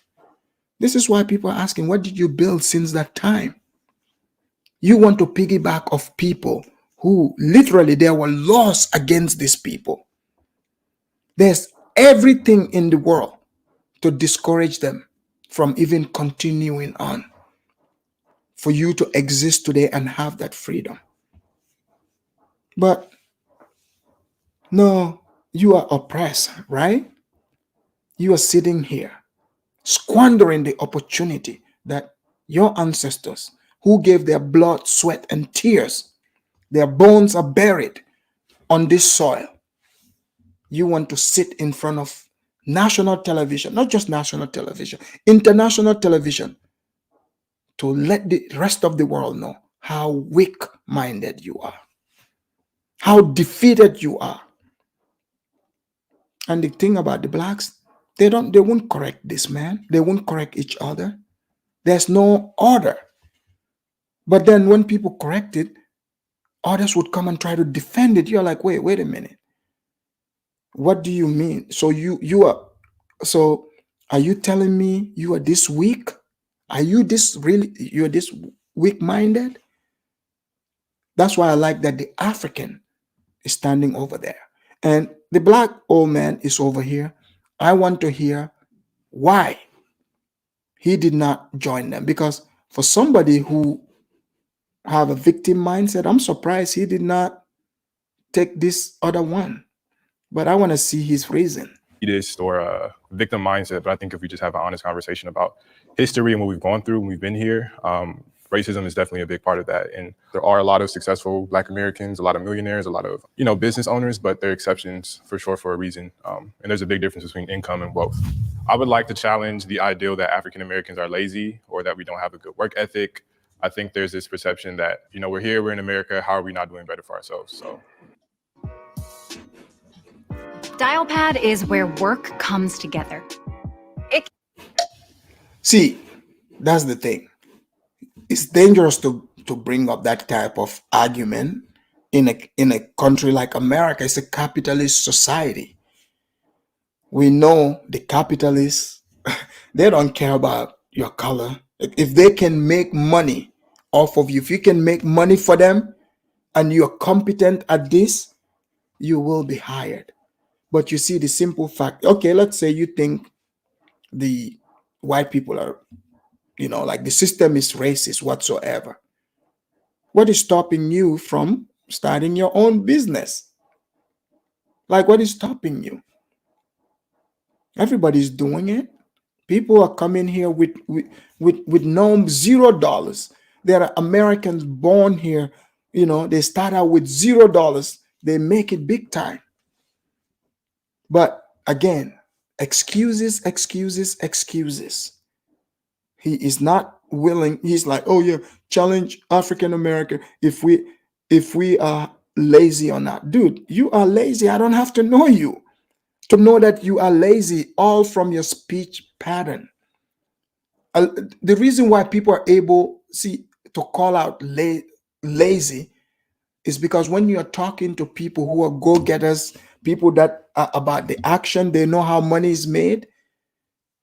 The way you talk, look at how slouchy he is. You are lazy. You are a young man, supposed to be full of life and energy. And he is arguing against his own progress. He is already defeated. He has so much potential and power, and he doesn't even realize it.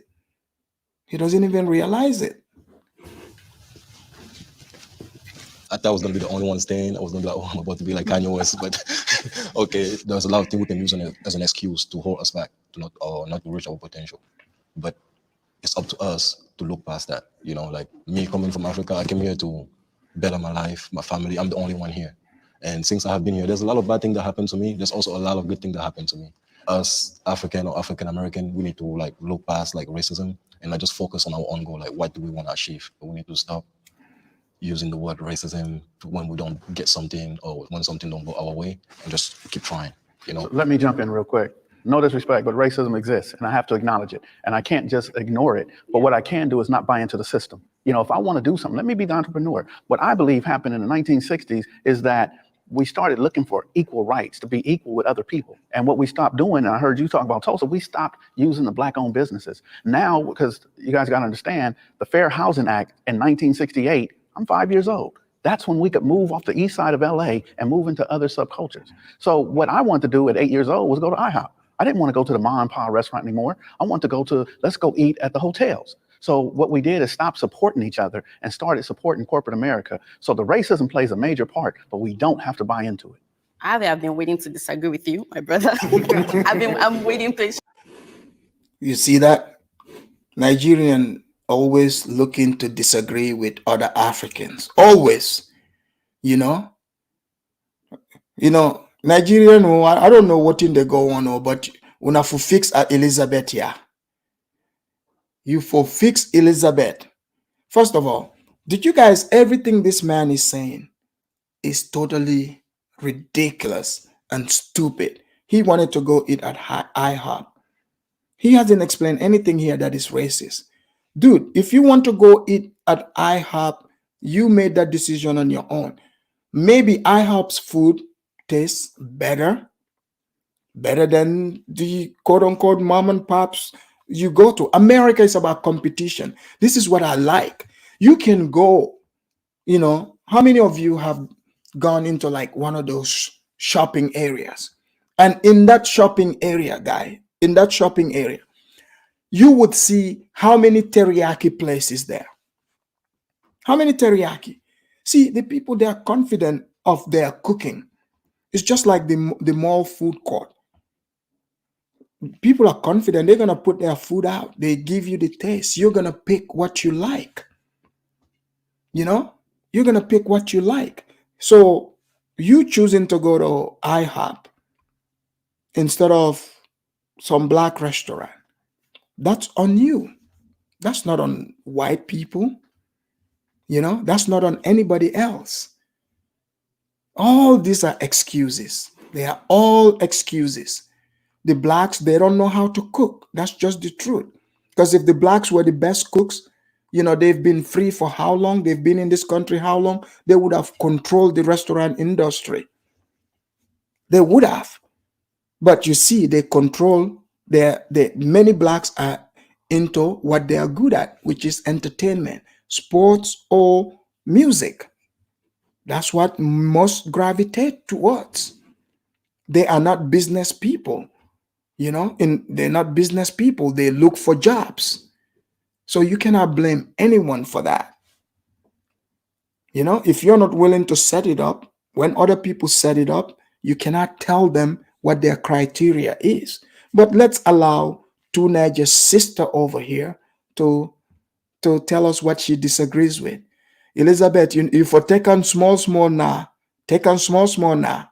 Actually, the thing is, even though I want to disagree with you, I get where you're coming from. When I see black people talking about racism, all that stuff, I'm like, what is wrong with these people? You guys have food, you have EBT, all this thing, and you're here shouting about somebody is racist. You just leave that person and move on. I feel that way. Like, why are they always like complaining? But when Black Lives Matters started happening, like, I sat down, I said, I need to actually know why these people are pained. And if we look at the history, what they've done to them, like if you actually sit down, watch some documentaries, how they were maltreated, I don't think if I'm actually born, I will forgive those people. I don't care. It's easier for us Africans that were raised in Africa to feel like they're complaining because we were raised through struggle. Like I barely even have water, and you have water, you're complaining. But then it's not about the basic necessity or about how we are raised. We are raised like, I don't want to say way better. We might not have resources, but there's some way, like our own people will not look down on us or put us behind. So it's in their nurture that way. Like they just can't overlook it. And if you sit down and watch everything that the forefathers have been through for you, I changed my mind. No, they need to be angry. However, they should still move forward. I mean, we have police brutality back home too. True. We have, like, if you go to Cameroon and then you see how that police officer treat us and they're black just like us, you're not even gonna believe it. And in Cameroon we have this. Have you guys heard of the word like tribalism? So yeah, it happens in Nigeria. Yeah, so we do get oppressed too. And so when I'm saying like we need to like look past that, I'm not saying forget what happened to you guys or me. But at the end of the day, we cannot just sit and just. So the man is making sense. Of course, Elizabeth cannot make the argument. You're not gonna see people who don't have any obstacle. Even the white people that you guys like to copy or think they have it, nice and smooth like you think. Look, I live amongst white people. Been living amongst white people for a long time now. You know, I would say I've lived among white people now longer than I've lived in Africa. Okay. So I'm just telling you right now, to say racism, you know, it's a self-perpetrated thing. So you watch some documentaries, you know. I've watched documentaries about Africa,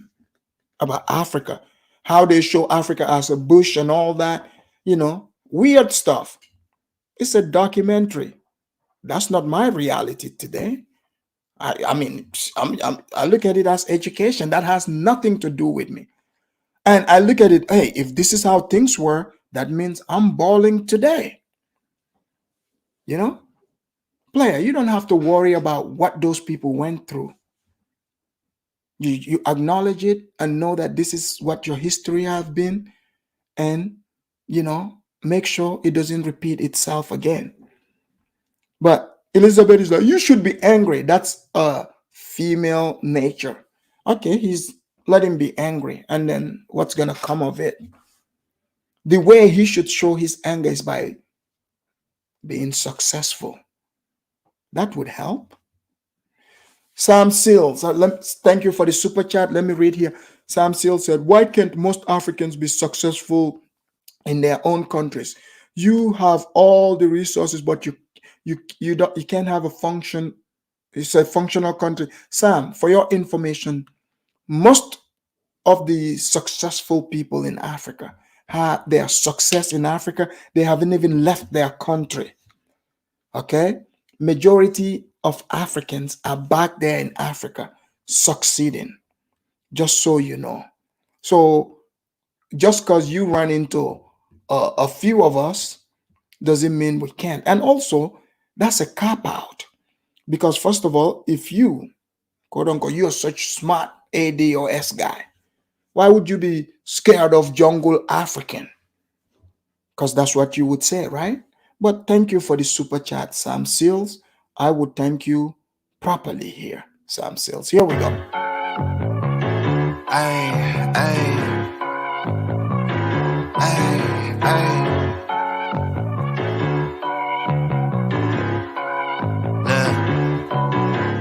Baby girl love my bop and I like me too. No roof on my top and my babe see-through. Hating on the pen, don't stop, shit ain't gon' feed you.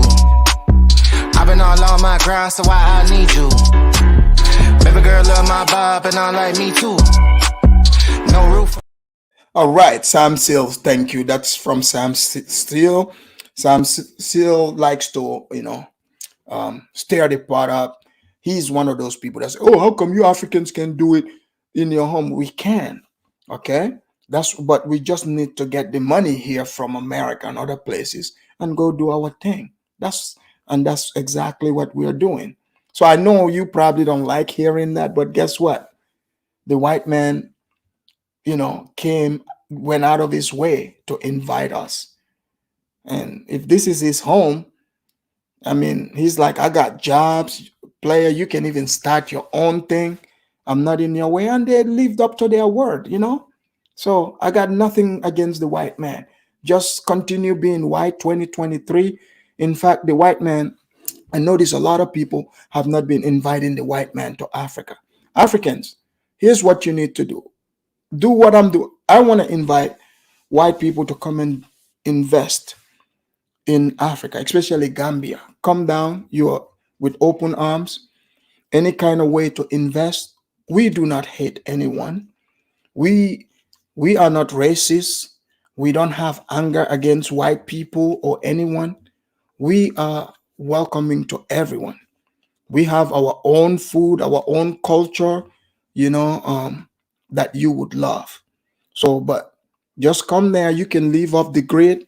You can literally set up your own home, your own solar panel, your own water system. That's how beautiful it is. So this is the year of the African, and we're doing just like America. Everyone is welcome, because that's the way we are going to develop the place.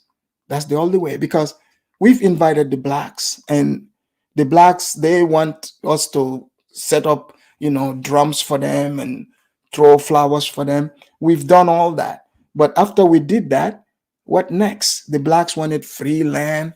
They wanted free jollof rice. They wanted free tomato. We're like, Hey, Oga, you get for pay for some of this thing, yao. Hey, everything for free now. We can't do that. Oga, you get for pay for some of this thing now. Grieve on the past. We have to be able to move on, but not forget. If I could choose a place to live, it would obviously be my country. I love my country, but right now, my country is not the best choice for me. There's a little genocide going on in Cameroon right now. So many innocent lives are being taken. If I was still in my country, the opportunity that I have here, I would not have those opportunities there. Hip hop reinforces stereotypes about the Black community. What do you want? Want a job that I don't hate. In South Africa, we have our own version of hip hop. So we call it Kwaito. So they would rap in our own language in different, we call it Venek. So back home, it kind of did reinforce some stereotypes because now when you go out in the world, people will just classify you under one group. And growing up, also looking at American entertainment, looking at the hip hop that's done here, I'm like, oh, well, you're rapping about drugs, you're rapping about this. Of course it's going to happen. Of course you're going to go to jail. But getting older, you see the culture as well of hip hop. I had to understand that there's a culture within that. I was alive when hip hop started, and it was during a time where people rapped about what they saw, what they wanted in life. And then it became where people rapped about what they had been through, what they had gotten over, used to sell drugs, used to hurt people, but now this is who they are. And I think it's gotten into now, in our day and age now, it's where people are glorifying and wanting to pretend that these are the things that they do on a daily basis when it's not. So it went from storytelling to now really it's truly storytelling, but it's unhealthy for our culture. I don't want to on my radio and all I'm hearing is I put a bullet, something like I'm like, that's what you would do.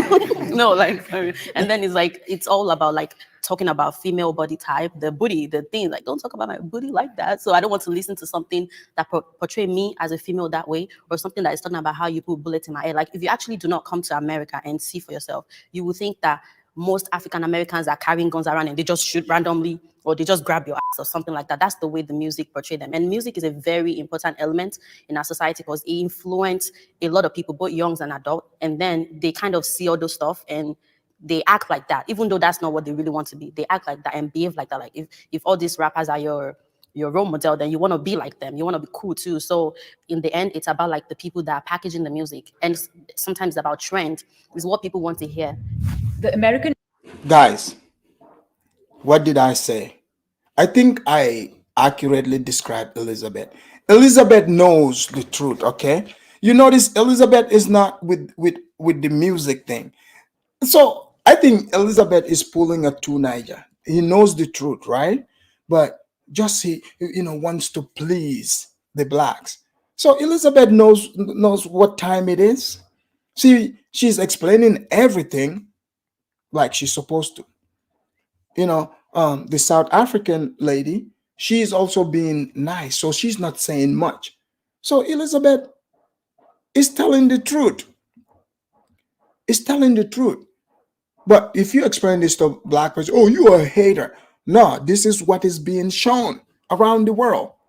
If you notice, that's why if you travel to some of these countries, even if you're somebody, a black person who's not even into hip hop, they would think just because you're black, that's why they come to you and be like, yo, yo, yo. Some of you that travel around, you know that. People don't know that not all blacks are into that. But this is what is being sold around the world. So when people come here, they start learning a lot of stuff. They understand the lingo, the language. They are like, oh my God, this is degenerate. I don't want to listen to this. So that's what happens. It's no hate. It's just people have principles and standards.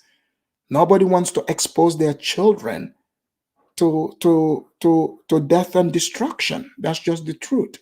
It doesn't matter, who it's coming from. It could have been coming from albinos. We would still not listen to it. Dream is only for white people. I believe that the American dream is only for white people because it says equal. And when we talk about equal, there's no equality between the 1%, the Rothschilds, the Rockefellers, the Trumps, and the people who really run the media and things of that nature. So for Black people growing up in America and living in America, we could become rich, we could become wealthy, but we are not on the equal playing field of white America. The system of white supremacy, which is in the law enforcement, which is in the judicial system, which is in the prison industrial association, also in the politics. We are not equal in any of those terms. Do you hear this? They have 2 Black Supreme Court judges on the bench. A Black person have even become president here. They have a lot of Black mayors. Look around the country. This guy is a straight up crybaby. I'm telling you, there's no way to make people like him happy. Anything you give them, there's going to be another excuse. So he's saying, no matter how much money you have, you can never be equal to the white people. He's naming very, very wealthy Black, very wealthy white people. This he's naming those people. Okay, name the other ordinary white people that you can compare to Trump. Just because they are white, they are in the same class with Trump. The man will never be happy. That's what I'm saying, is jealousy. 100%. Because now I see this with even like Kanye. Kanye said he's jealous of the Jewish people. Because most Black people in America, they think the material, the money, that's where it's at. That's what would make them happy. So they think it would make them white. Because when they say equality, have you ever heard us Africans saying equality? Equal to who? What are we being equal about? If the law is fair, you're not harassing me and saying there's special law for Africans and special law for these people, I'm good. Just leave the playing field open. Even if I have $0, I believe in myself to rise from the ashes. People, if you take everything that I have right now from me, start from 0, not only would I get everything back, I would even have more, plus more. Plus more. That's how confident I am in my own abilities, in myself. You can take it all. 0.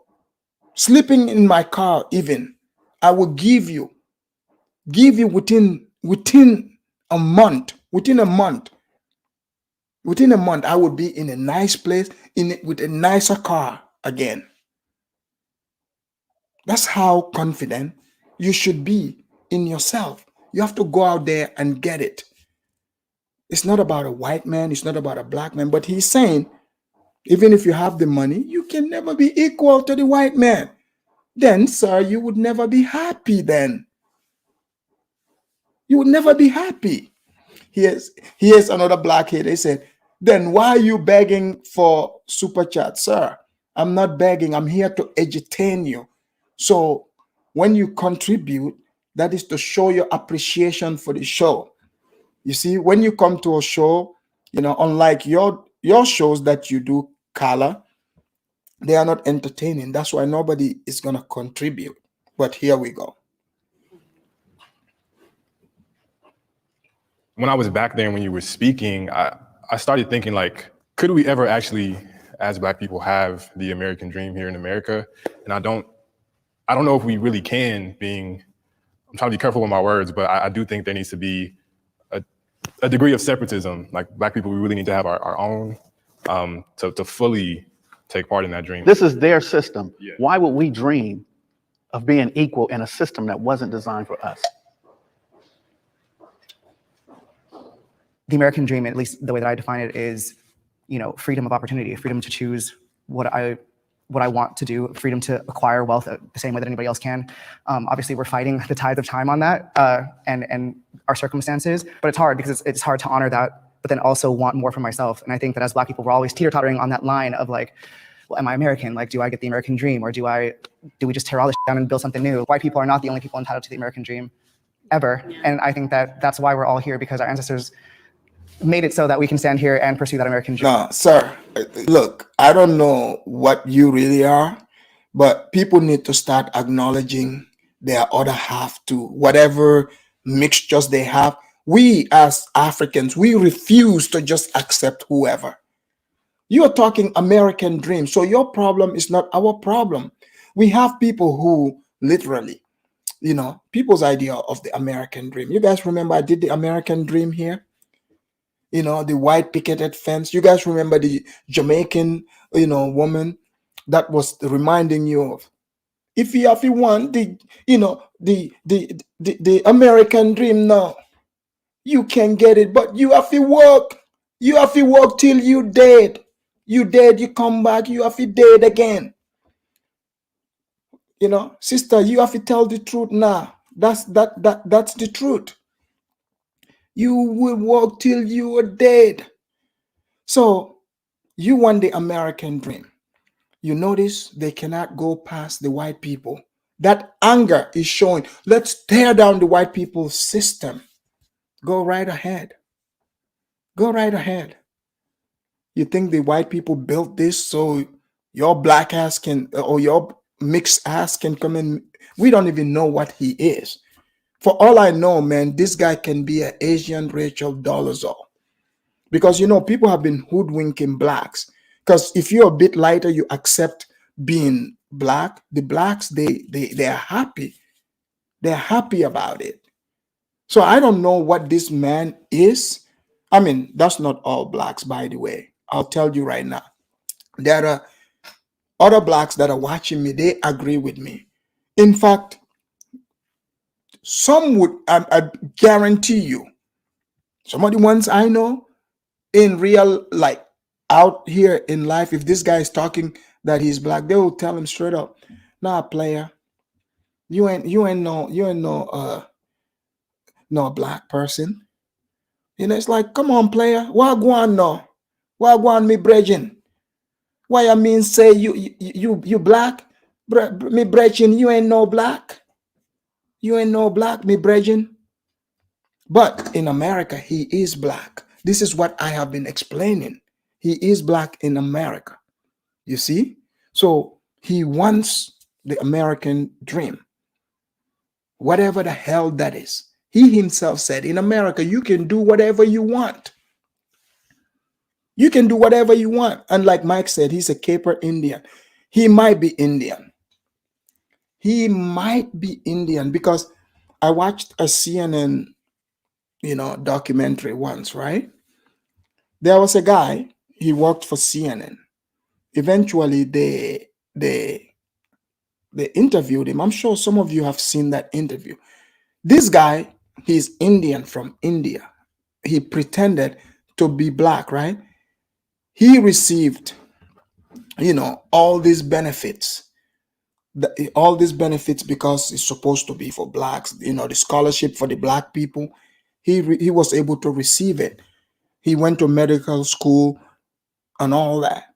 Then later, he came, on CNN. You can go look this up. They have it online, people. They have it online. So black people don't realize when you just leave this open, you're like, oh yeah, kumbaya, oh, our history is just because the person is saying this, you leave it open. That's what is bound to happen. And have you guys noticed? Have you guys noticed it is not Africans who are pretending to be like the blacks or benefiting? It is people that look like him, of brand black. Later on, when they got everything, they would do an interview and be like, oh man, I was able to get away with saying I'm black.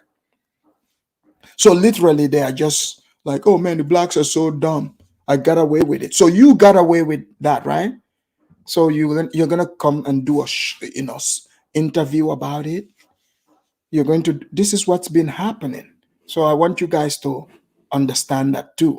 Dream. I wouldn't have been here if it meant that it was not for everyone. I wouldn't have even entered America. I feel like not just African, but other people as well in different countries. And from what I have seen, I've seen other people, even Africans and African Americans, succeeding in their own way. And that's why I feel like you said, you can interpret the American dream in a different way, whatever industry or whatever it is that you're focusing on, because there is a level of opportunity there. See, I like this South African lady, I mean, I like Elizabeth too, but see, she came there with her head tie on.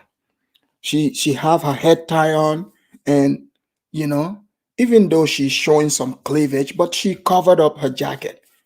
Elizabeth is talking all pandery, but Elizabeth is not too far gone mentally, okay? Elizabeth is just playing around. Trust me.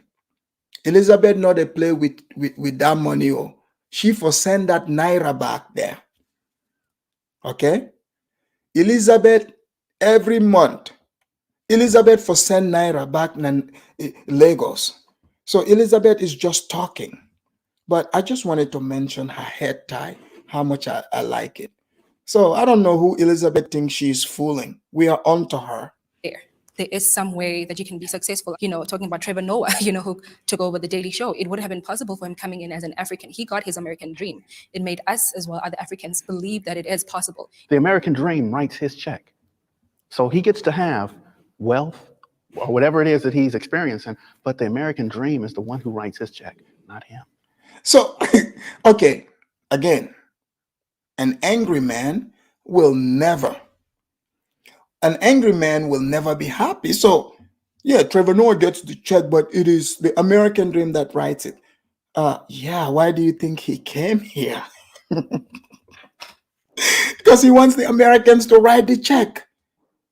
Guys, look, my black people, let me show you something. Just so you guys, some of you might be upset or new and not know that, in fact, I am an honorary black. I'm one of you also. I'm just waking you up to these silly games. Some of these old Negroes have nothing to offer you but victimhood.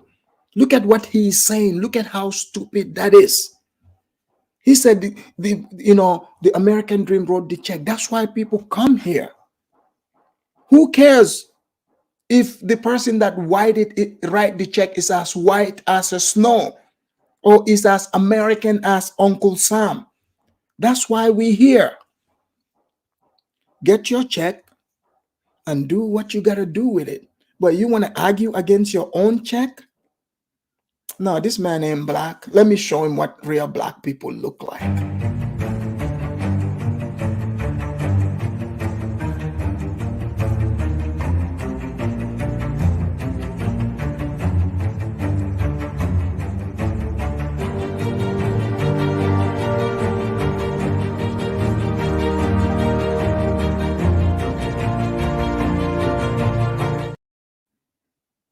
That's right.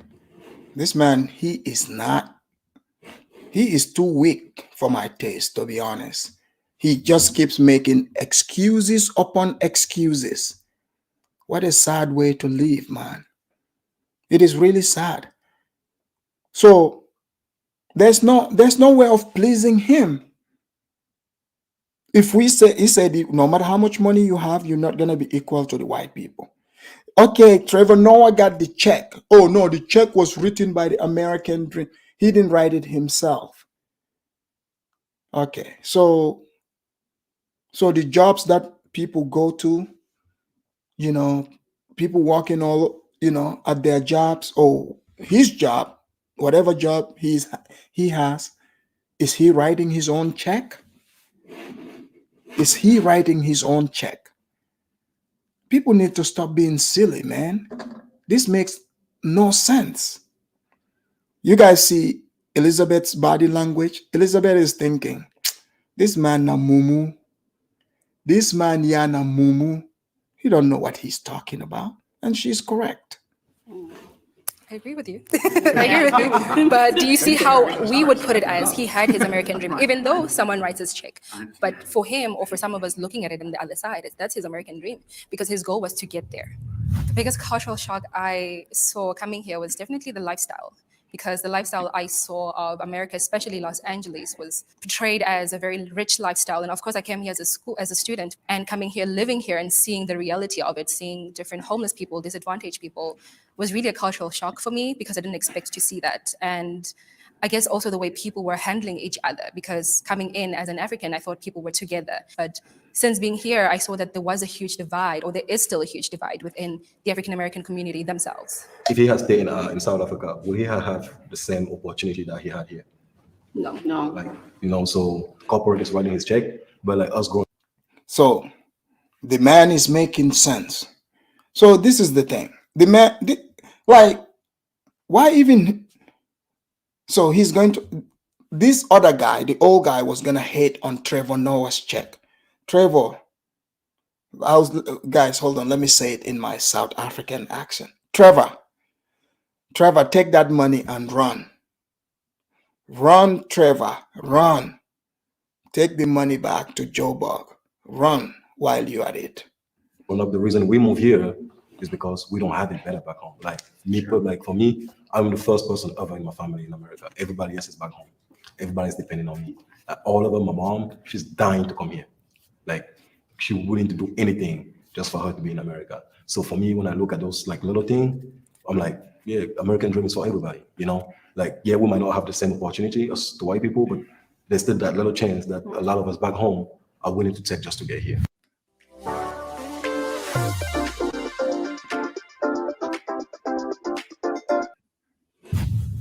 I trust law enforcement.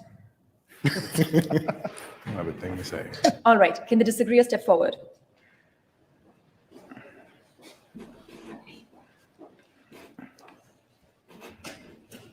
I got married to a young lady who did 15 years in prison for a robbery she didn't commit.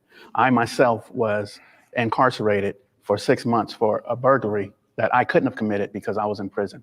So in 1987, I'm doing 19 months in prison. When I came home in 1988, I was given a burglary charge and I had to sit 6 months. And the judge did not kick it out because there's no way I could have done it. He kicked it out because they didn't serve me the warrant while I was. So, okay, I'm seeing where he's, first of all. So somehow he was accused, according to him, for burglary, but he was in prison. So he's a jailbird in and out. So it turns out, not only is he innocent, his girlfriend, who is also accused of similar crime.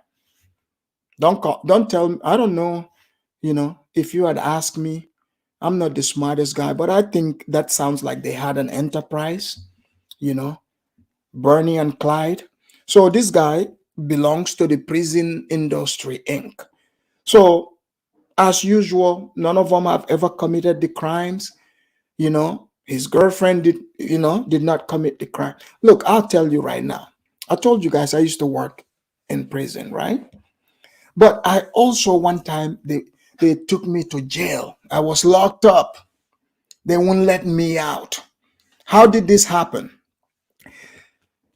You know, some white dude keyed my Mercedes Benz. And I happened to catch him in the act. But let's just put it this way. False allegation. He said I choked him.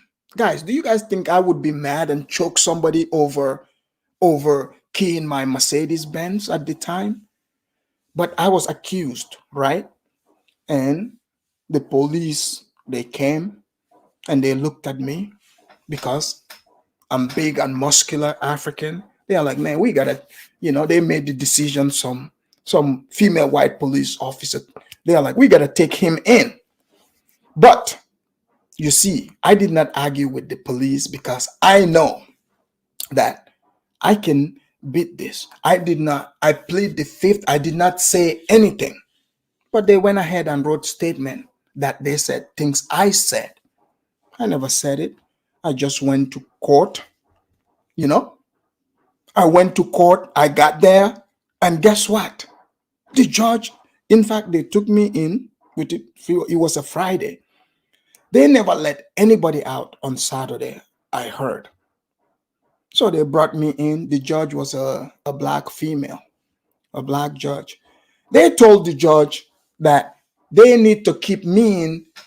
You know, the bail is 100,000. The judge is like, she's listening.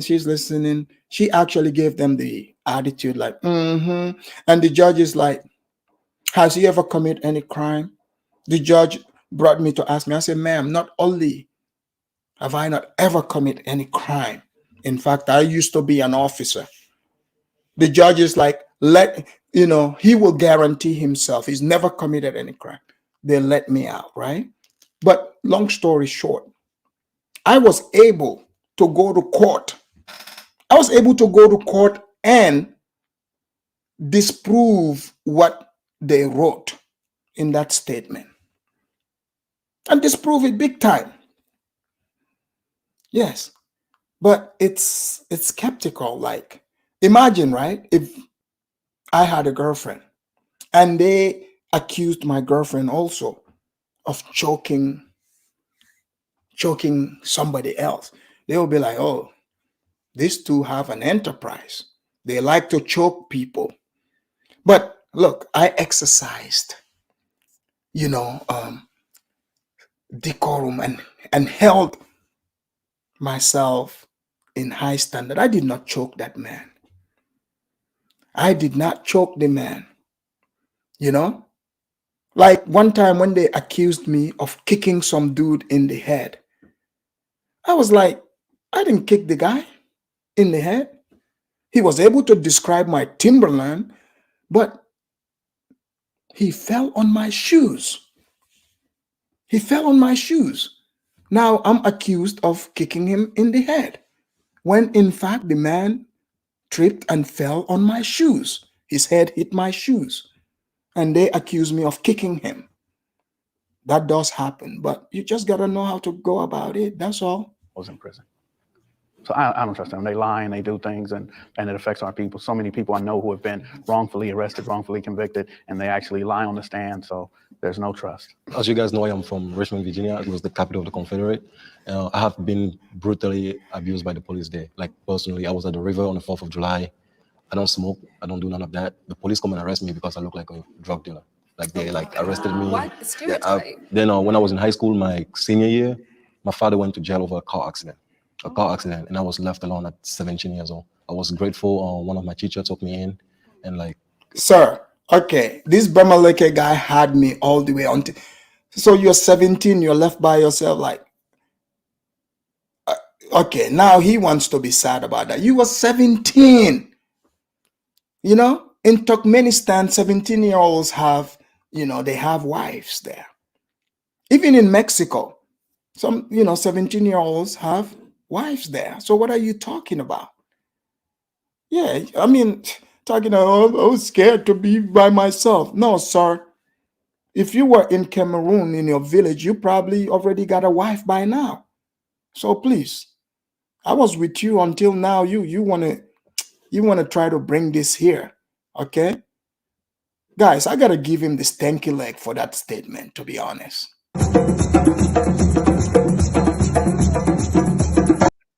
Yeah, I gotta give him one stanky leg for that one.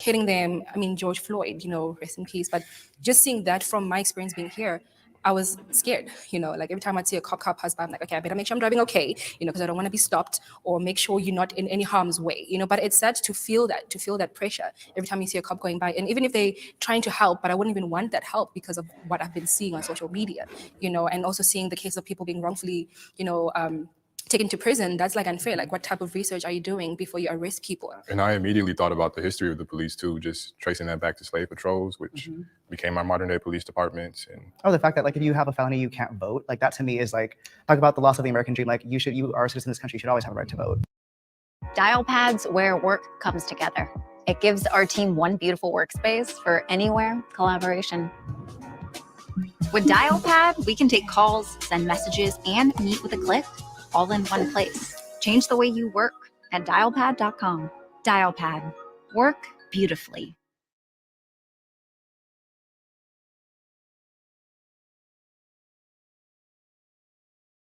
Hi, dropshippers. It's time to focus on what you do best.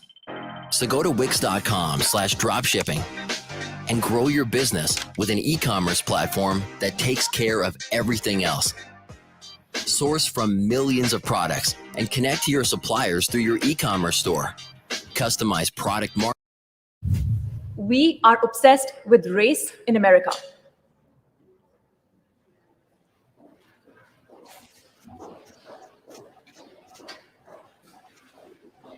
I think that word obsessed is such an interesting word. And I think that the way that that question is framed is almost as if it's like the onus is on us, like we're obsessed with race too much. Like, no, white people are obsessed with race in this country. They've made their laws based on it. They've cast us out because of it. They've like destroyed entire groups of people because of it. So, I mean, we're just living in the ripple effects of the stones that were cast in the pond of history. So, Guys, I don't know what this guy, black people, man, it's time to get it together and be serious, right? Okay. Stop having Indians or other people pretending to be black.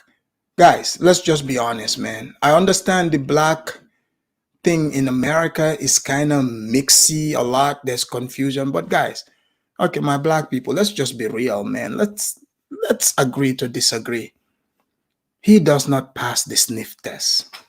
I know some of you probably don't like some of my analysis, but look at the dude, man. Let's be real, man. Let's just be real. He is not black. He's not. Sorry to tell you, but he's not. So we're just reacting to it. So we would rather just be human beings and American citizens and, you know, people that are pursuing an American dream. We'd rather not have to think about race, but that we did not draw first blood on that. What else do you expect? Yeah, like, I mean, I'm not obsessed. Me being in America give me an opportunity to like meet and like discover so many different culture that I would never see if I was in my country. I would just like maybe hear about it on the news. Yes, I agree. I think they are very obsessed with race. Even when you do like an easy application, like it doesn't matter what application you do, they want to know your race. They want to know, you know, why they don't have a category for Africans.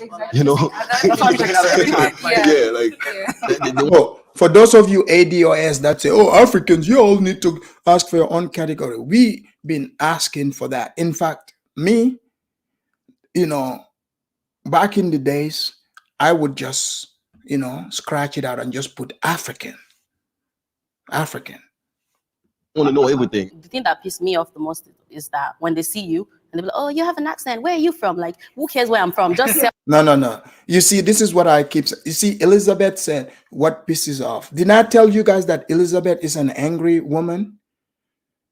You know, and this is, I noticed this with, you know, not all Nigerians, but most of them, they are the ones that have problem with when you say, oh, that accent, where are you from? They start, you know, saying, what does it matter?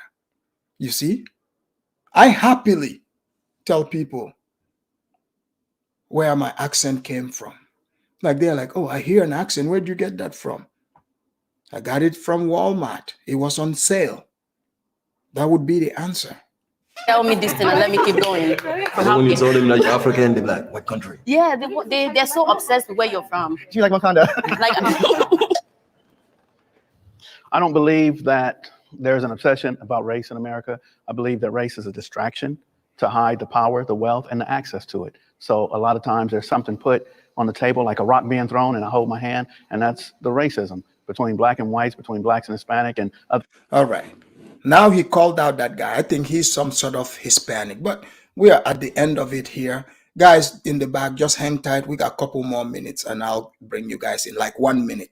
The cultures have come here. We'll talk about race just so that we don't have access to the power and the wealth, and I think it's done on purpose. There's a power that allows us to talk about race if we don't look past it. Some of the question prompts that I see differently, and then when I hear somebody say it, I'm like, that actually makes sense coming from their perspective. So it's been really beautiful having this conversation with you guys. You guys are very knowledgeable, and I've learned a whole lot from each and every one of you today. Going into this with like the title of the series, like African versus African American, I think that like people were gonna come in thinking that we're gonna be like guns blazing, but this is such a beautiful display of unity. I love it. It like gave me so much life today. All right. What Elizabeth needs to hear is, let me say this in pidgin so she can understand me. Elizabeth, go to that kitchen, make me some chicken pepper soup or egusi pepper soup. Yes, go make me some pepper soup. Guys, the lines are open, and please call in. We have Chaotic in the house. Kidola, Happy New Year to all of you. Chaotic, welcome to the Afridamus report. Chaotic is Afridamus, Happy New Year, man. Hey. You know I rock with you, man. But come on, man. You know you lying. You know you choked out that white boy prescription. Come on, man. You ain't fooling me, man. Come on. You know you choked him out. Now, this is a great topic. I came in at the last couple of, last 15, 20 minutes, man. But great topic once again. Salute to Jude and Kidola. And salute to you, Afridamus, once again. I cannot stand the victim culture of the African American, and particularly of the ADOS. That for people who don't know, that is the Africans descendant of slaves, or whatever nonsense. Well, American descendants of slaves. They don't say African. They say they're American. Oh, American. Okay, yeah. Whatever. Yeah. You're really offending them by saying African. They said American. Okay, yeah, whatever nonsense that these yokos come up with is bullshit. They cry victim culture because they're losers, because they haven't utilized and taken advantage of the resources in America that has been given to them. And we know this is cliche. We've talked about this 1,000 times, Afridamus. But see, it's always the loser, the real loser type Black Americans that cry racism, cry oppression. And it's always the Black criminals who cry about the justice system. Yeah, like that guy. Yeah, because I told you how they accuse me, saying I choked the man, and he fell on my shoes, the boots, and he fell on the bottom of your boot, right? Yeah, the Timberland. Yeah. And they try to accuse me. I was like, sir, I was just standing here. I believe you. I was standing here. He keyed my Mercedes. Yeah. I'm not upset. I'll wait for the police, just like the white people. I'm never upset. But they didn't buy. They said I'm Black, and they took me. Yeah. But not to be long-winded though, man, but I can't wait for the day that African Americans, particularly Edo, stop lying and capping. It's funny that they cry racism, but they live around white people. It's funny that they cry racism, but they call the police as soon as something happens to them. It's funny It's funny that they cry racism, but they want to work at the white people's institutions. They want to go to his wet restaurants. And when you tell them, and I've given an open invitation. I literally have said on my platform, I will purchase you a one-way ticket to any African country that you like. It's 56 African countries. It's about 54. 54. But you see, Chaotic, are you so you're gonna buy the ticket? But what about the land? And also, are you surprised that now the victimhood, like people now they want to cry to Africans about victimhood when Africans we used to live on the trees, booty scratchers, I remember. What's going on? Well, here goes the thing, man. And to answer your question, yes, I'm willing to purchase them a ticket. But here goes the thing. A lot of them cry racism, and I want them to go to Africa and just get off the plane and see what happens. And I want them to get themselves up from the bootstrap. And as easy as it has come in America, I want them to see what will really happen if they go to Liberia. No, send them to Burundi. It's a good place. Oh my God, yeah, Burundi, yeah, Burundi, and Kitanga in Congo. Good place for somebody starting, or the Ambazonia area in Cameroon. Good place. Hey man, come on, man. Say Uganda, Kampala. That should be it. Yeah. But other than that, though, I'll wait till Jude and Ola. Kidola. Well, thank you. Yeah, hang tight. All right. Kidola, Happy New Year to you, Kidola. Happy New Year, Afridamus. Thank you. Kidola, this is the year of the Africans. So people gotta wake up and understand we have to do our own thing. So are you surprised to see what you're seeing in the show, how this man and the others are crying victim? Afridamus, you see, I want to thank you for having this kind of show that promotes and protects. I'm not saying victim, but at least you're the first black modern channel now to start up to this nonsense. That's why I like your show. Your show Thank is you. fair. It does not discriminate, or you are always on point. Let me go straight to that girl called Elizabeth. Elizabeth, yes. Elizabeth is a typical. Neither Elizabeth is like the other guy. They're in the same club. The young black man or the light skinned one. The one that look more like, I don't know, Chinese or whatever you want. Yeah, I think we'll just call him Indian for now. They're in the same club, or Elizabeth is just capping. Elizabeth, neither they pay them to come there. Elizabeth is that type of a girl who will go to Nigeria when he's broke, or when he doesn't have anything anymore to show in America, will use that American passport coming to look for rich men in Nigeria. You understand me? Because a lot of these black Nigerian Americans, girls, some of them, when they become useless over there, they come and be looking for a husband in Nigeria by forming this American accent and thinking because they come from America, they'll meet these big boys in Nigeria, but some of them go back disappointed.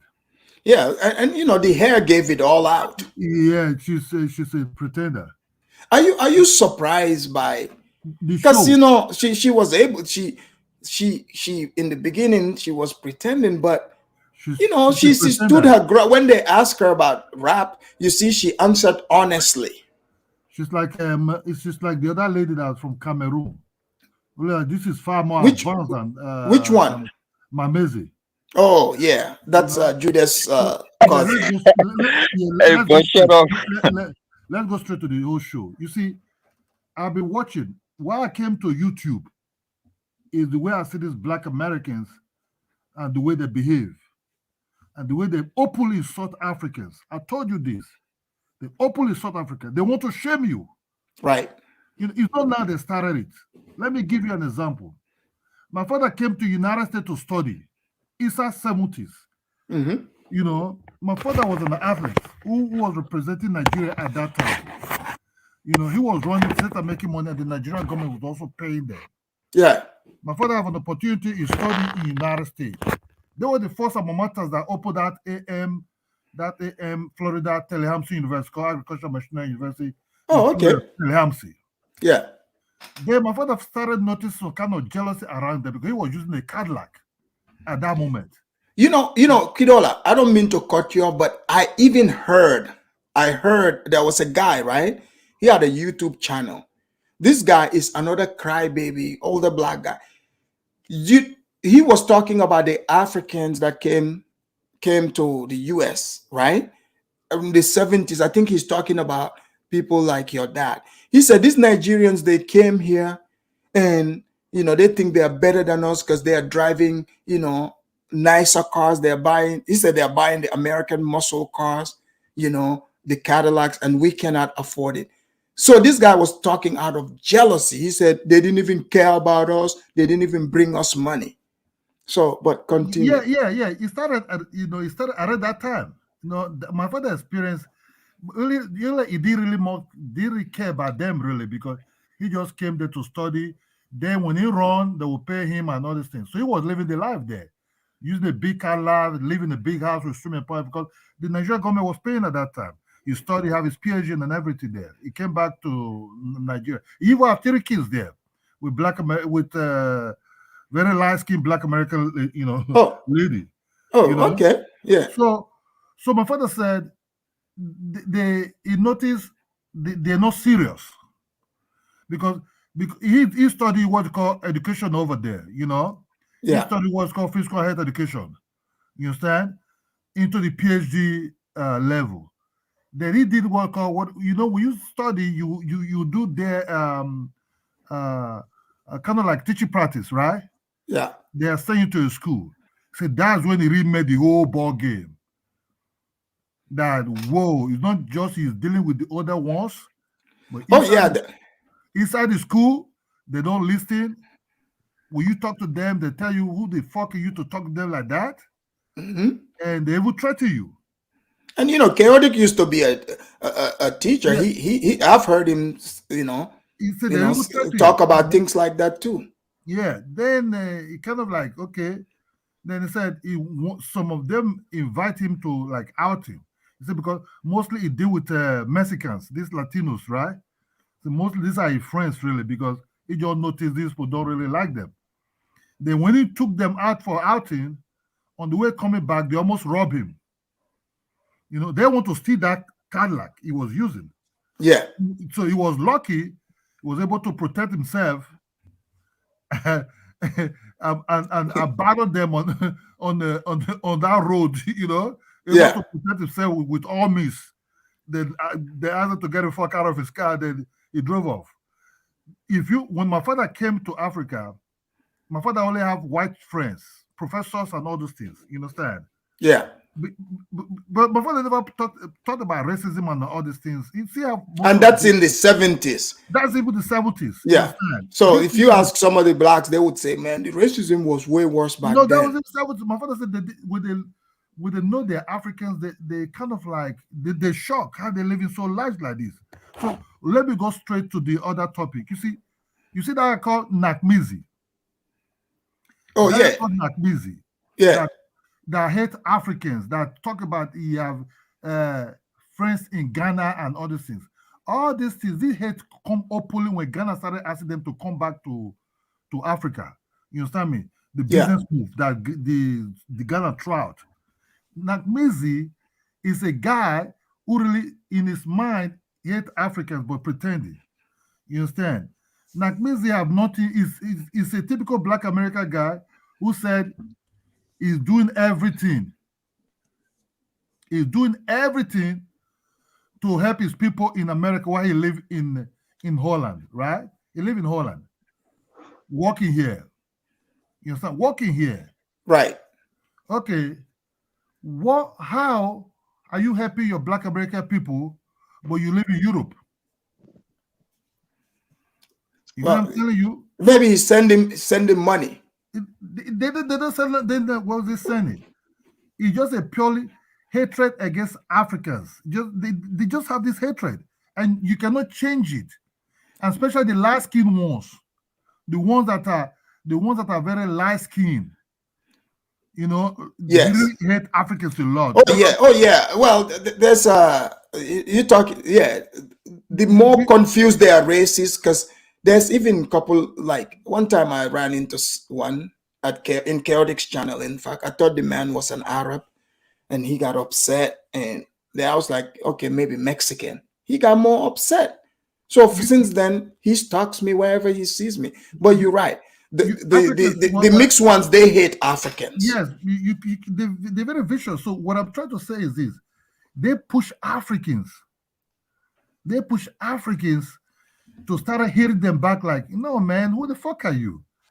We don't have issues with you, but why are you pretending? You understand? That's what I really don't. I can't stand most of them because I've come across them once at a period like that. I told you. I even went to their disco. The first time I come really with them. Oh, you went to the Black Club? Yeah, I went to the Black Club in the Bays. In the Bays. We drive all the way from France. Me and some other guys from Nigeria. You understand me? We drove all the way from France. Then we went to the club. It was a Ghana guy who was in the army, retired American soldier. It was a Ghana guy who was a security guy in the gate. So when I first saw them the first time, I was kind of like, hey, how are you? Try to shake them, to introduce myself. By the line, these guys, they shown me. If you see the black eye they gave to me, that was the first time, whoa, who the fuck are you, man? It's funny that you said that. Like, like in Africa, like you see people, you say hello, right? So a long time ago, I was in New York, I was kind of new in America, much, I'm like, small guy, and I'm in the train. I'm in the train, and this guy, like literally, you say hello to him. He's like, man, fuck you. Why are you saying hello to me? I was like, man, what kind of people are here? I will not lie to you. And this was a long time ago, so but he was black. Yeah, black Americans, Then there was this white guy that saw it on the line. The guy name is called Poppy. What's his name? The white guy name is called Poppy. Name's called Poppy. So the guy saw it. The guy was like a little bit shocked. Like, wow. So when I get into the club, this white guy came to me and said, "Oh, sorry, man, the way these guys treated you." I said, "Oh, no problem, man." Then the guy said, "Oh, do you want to play some in the club? They have pool there. You can play pool there, Yeah. The other side. So we're playing pool. Then when they saw me and this white guy playing pool, they were coming to like check. The girls are like their men also. So what they would do, they will wear the American like the jacket, military uniform. Then they have MP on it, that military police. Oh, military police, yeah. On them. So they were like, maybe the girls wear like white shorticas, and the guys, they just like run after white women over there. Oh yeah, I mean the blacks love white women. Look, the reason, Kiddo, because they probably they're intimidated. They didn't, because you coming in there now, that's a competition. They think you're there. The white women would like you better than them. Yeah, because so me and this white guy were playing pool. They were just coming around to check. Oh, what is it with this white guy now? Because that disco was full of black Americans there, some few white soldiers. So the guy told me, "Where am I from?" I said, "Man, Nigeria." So we kind of like share, because he was very interested where am I from. So he said he have a 4 years contract. He's also he's into university and all those things, So we kind of like shared the whole thing. Then after the whole thing, the guy took me to his house. You understand? Oh, and you guys became friends, huh? We became automatically. We become until today. Me and that guy were still friends. Oh, that's good. Yeah, that's good. So the guy took me to his house. That's the first time I ever see what called American noodles. You understand me? Yeah. So the guy said, "Man, you're hungry," so he just made very hot water and put some noodles on it. So we just because it was cold. The tap ramen. Yeah. So the blacks didn't invent that either. The Asians, the Chinese, the Vietnamese and the Asians brought that to the blacks. The blacks, I know they're gonna claim they invented that, but they did not. After that, it brought us some cola can and everything. They asked me, where people going to now? I said, "Man, we're going back to France." In the next days, I said my friend would drive, because I drove in. So we went to have friends. Then do you know what happened? The same guys I met and these girls I met in the club, they were like knocking on this guy's room continuously. Like they were asking for things that this guy didn't even have. The guy said, "They're just doing this one, knocking on this door just because of you people." Were they white women? No. These are black Americans I met in the. Oh, okay. The people that were knocking were those. No, they were black Americans. Oh, they kept those arrogant ones that didn't want to do with me, or didn't want to say hi to me. Yeah. Now I'm not in their barrack. In the barrack, they have rooms over there. You understand? Rooms and rooms like that. Yeah. So the chefs, they have their kitchens and everything inside their rooms. They're very huge rooms. You understand me? So we're coming to think, "Oh, do you have this? Do you have?" The guy said, "I don't have." So I said, "Why are they knocking? Why they will look? They will look. They will continue looking at us. Yeah, that's probably some ghetto. Yeah. So the guy that said he said, "Look, why they're looking? They confused how you and me can be friends." I said, "Yeah, but I wanted to greet them, but they didn't want nothing to do with me." So that's when I noticed their bad arrogancy. You understand me? Their bad arrogancy. So when I said I've met these people the first time, I didn't like their attitude at all. They are not friendly. They have an aggressive way of behavior, attitude. So when Africans who come towards them, if you don't know them, if you don't know nothing about them, you'll be taken because they're coming to say a story to you. Try to come out with this kind of nice face. Yeah. Like B1 on all this big shit that they want to say to you. That they will love themselves. They're not even united to have any to do with themselves. They just only united just to promote is a kind of hatred to other people that you don't have nothing to buy. I don't have hatred in my mind. I don't know what to talk about racism. Yeah, Whatever happened in the past, I was not born there. My father never had anything to do with anything. My father never taught me about racism. Even my grandfather never ever taught me about race. My So do you think they were checking to see if you were B1? I don't even know what's called B1 because my grandfather never told us. I grew up in the village. You understand? Yeah. I grew up in the traditional African village territory. My grandfather always teach us, hey, I want you to study to be like that guy who, like the white guy who know how to read, know how to do a lot of things. That's what they taught us. So we would really focus on school. You understand?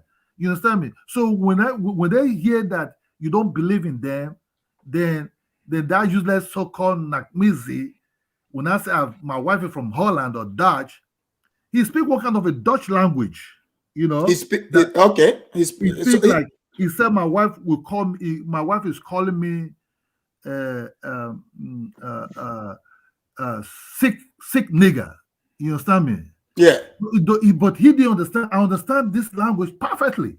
Yeah. You understand me? He understands this language perfectly. So I was like, look, I said, this guy's a fool. I've been with this woman for 25 years. You understand? I'm the old school side.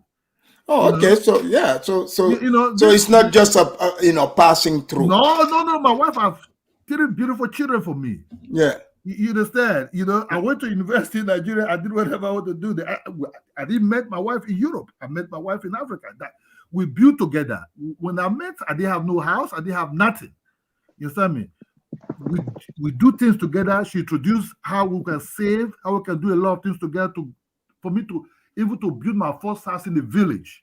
You understand me? So what I'm trying to tell you is this: Africans should understand these people. I'm still saying it.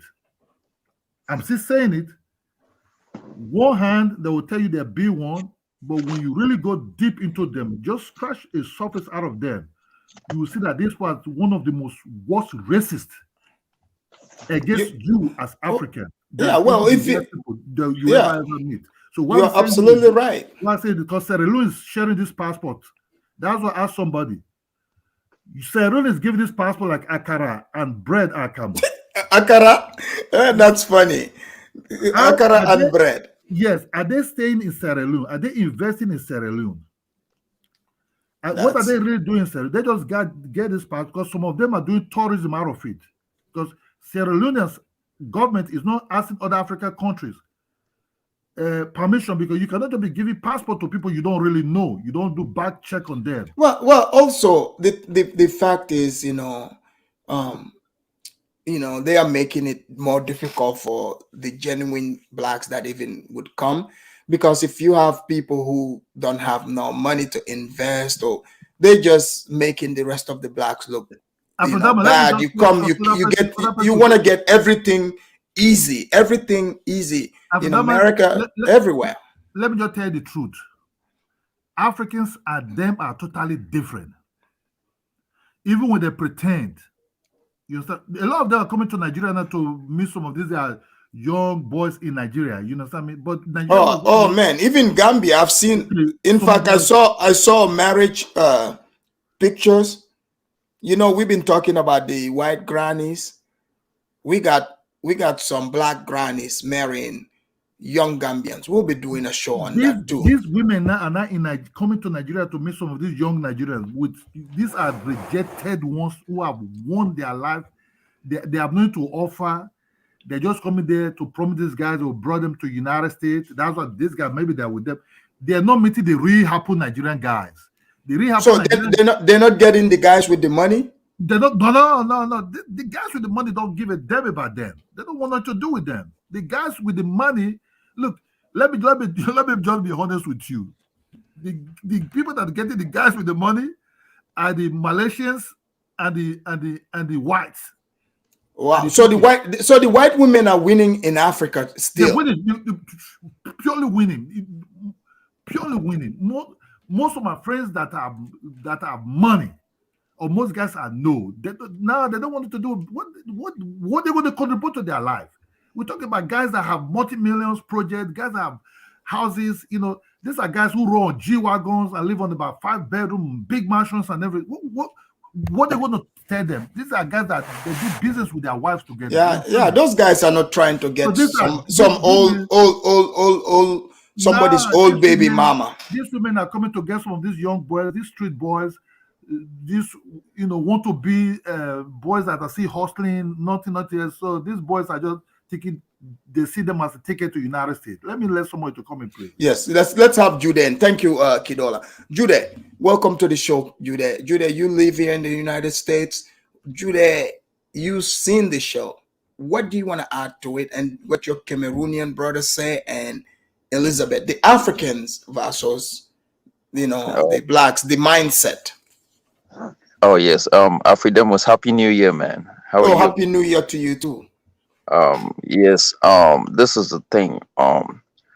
See, there's a guy on this panel. Let me go ahead and his name is Al. I think he's from Sierra Leone. I think he's a Fulani. You see these European guys in Europe, they have no clue about what it is for African Americans going to Africa. They just acknowledge that everyone that is going to Africa is really good. But let me go back to the point, right? Based on that video, I came to realize that Black Americans or African Americans belittle other struggle that other Black people have gone through or other people's history. I was watching so making fun of colonialism and stuff like that. Colonialism, year of the genocide, the Bamileke genocide that happened, right? Right. Almost, if it is even said that almost more than 300 people got slaughtered. 300,000. 300,000 people got slaughtered by the French. Even till today, the Bamileke people are still fighting for reparations for what happened. And these are the struggle that Africans have gone through. Don't forget that it was just few years ago, I think 50 years ago, that most African countries gained independence. So they were still under colonization. And I was watching a YouTube video where an African American brother was saying that it was a video that was done by a Jew who was saying that the Holocaust was one of the biggest, it was one of the worst, it was one of the most horrific thing that had ever happened in the world. Right. And this African American guy was like, "Oh no, why did he say that? Why? Because that's the man's history. They got killed. So it's selfish. They don't want anybody to talk about what happened to them. They minimize other people's history. You cannot do that and expect other people to see you as a genuine human being, because you're down playing like 6 million of their people got killed. Exactly. So he was claiming, the slave trade was, I was like, but I mean, who are you to downgrade or tell them, no, the Holocaust wasn't that bad enough, Because they make everything about themselves. Because that guy's saying this is the worst thing that happened to them in the world ever. That doesn't mean your history no longer exists. But most of these people in their mind, not realizing, is so rude and insensitive. You are dismissive of other people, everyone's history, and you expect people to look at you as a good, compassionate person. Exactly. But they're not gonna it doesn't mean anyone that speaks, you have to say something. You're not the only one in this world or in the United States. But my point was calling the guy out. Why are you calling him out? Because he's speaking his own history. You should focus on your own history and make it big. If you want people to listen, make it big. Start talking about it. Start talking about your slave trade, how you guys went through that. And this is the thing, right? And most of the time when the African American, when they talk about history, you kind of see that, I was watching a video where this guy said, South Africa kind of have the same history. South Africa didn't have the same history. But that's what they're trying to make. They are not trying to relate to Africa. They belittle African history. So they say wherever white people are, this is the thing with the black. Wherever white people are, even look at it, they would say Egypt. Why do they want to go to everything Egypt? Yeah, Egypt is located in Africa, but because Egypt, the Greeks came, conquered that place, the Romans, the Persians, all these white-skinned people. So the Romans, their civilization is what pretty much is But still but this is going on. The empire didn't end. But because white people have interest in Egypt, the Egyptology, they also say they're from there. Mind you, their last destination was from West Africa. But exactly. now they're not, let's just call it what it is. They want to minimize West Africans. They want us to assume the inferiority position. This is what it is.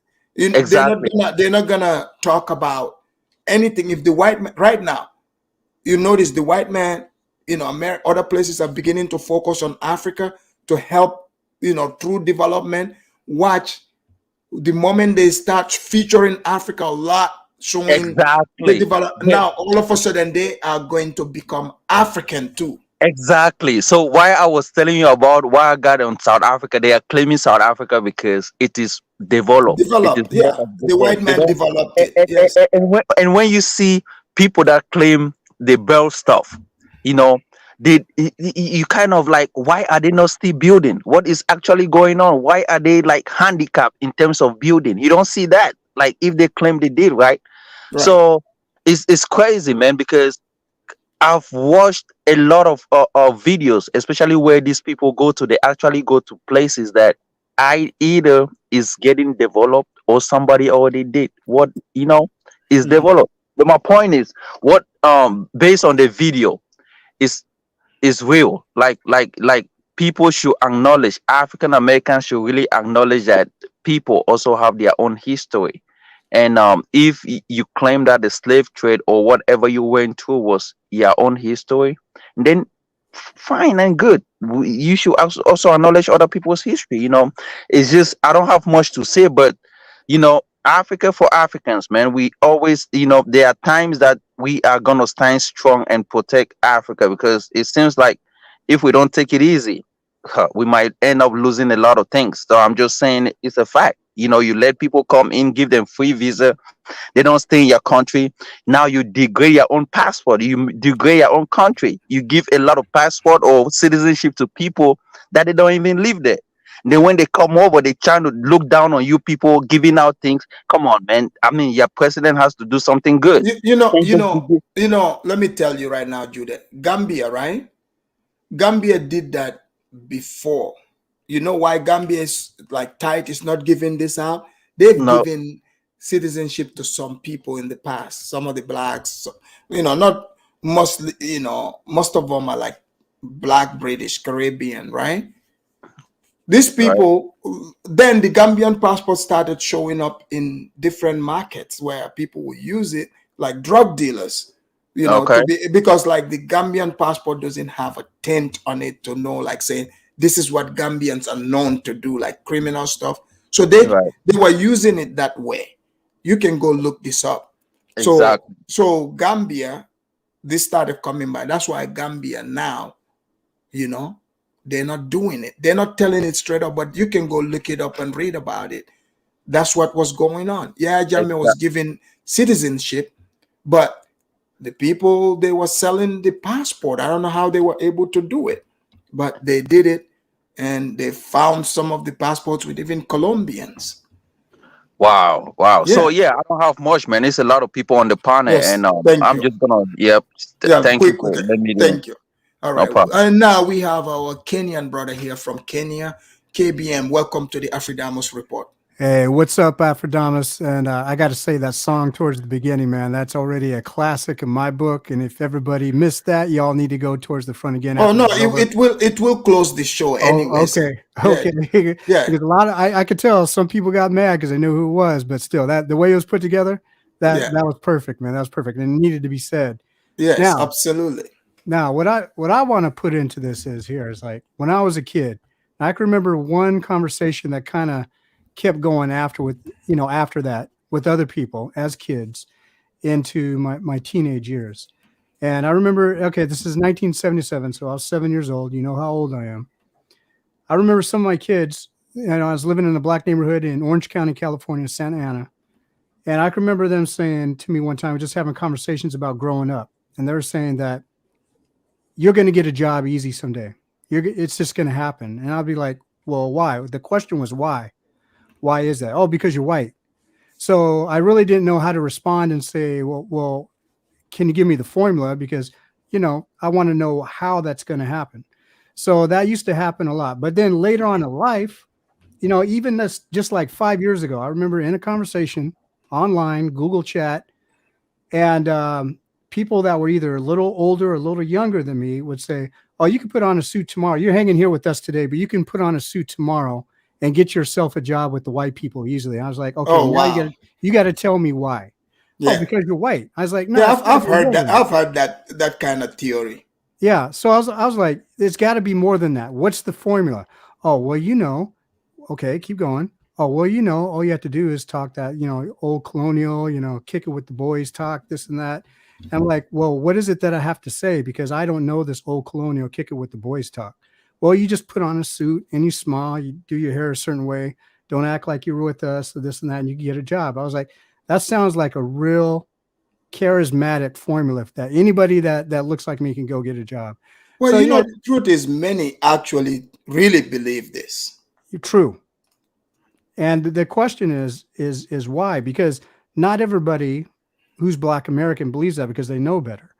And when you have like certain people, I even remember some people that would defend me, I guess you can say, if I'm being picked on by somebody else. And then they would always be the ones to get all the heat from the other Black folks, right?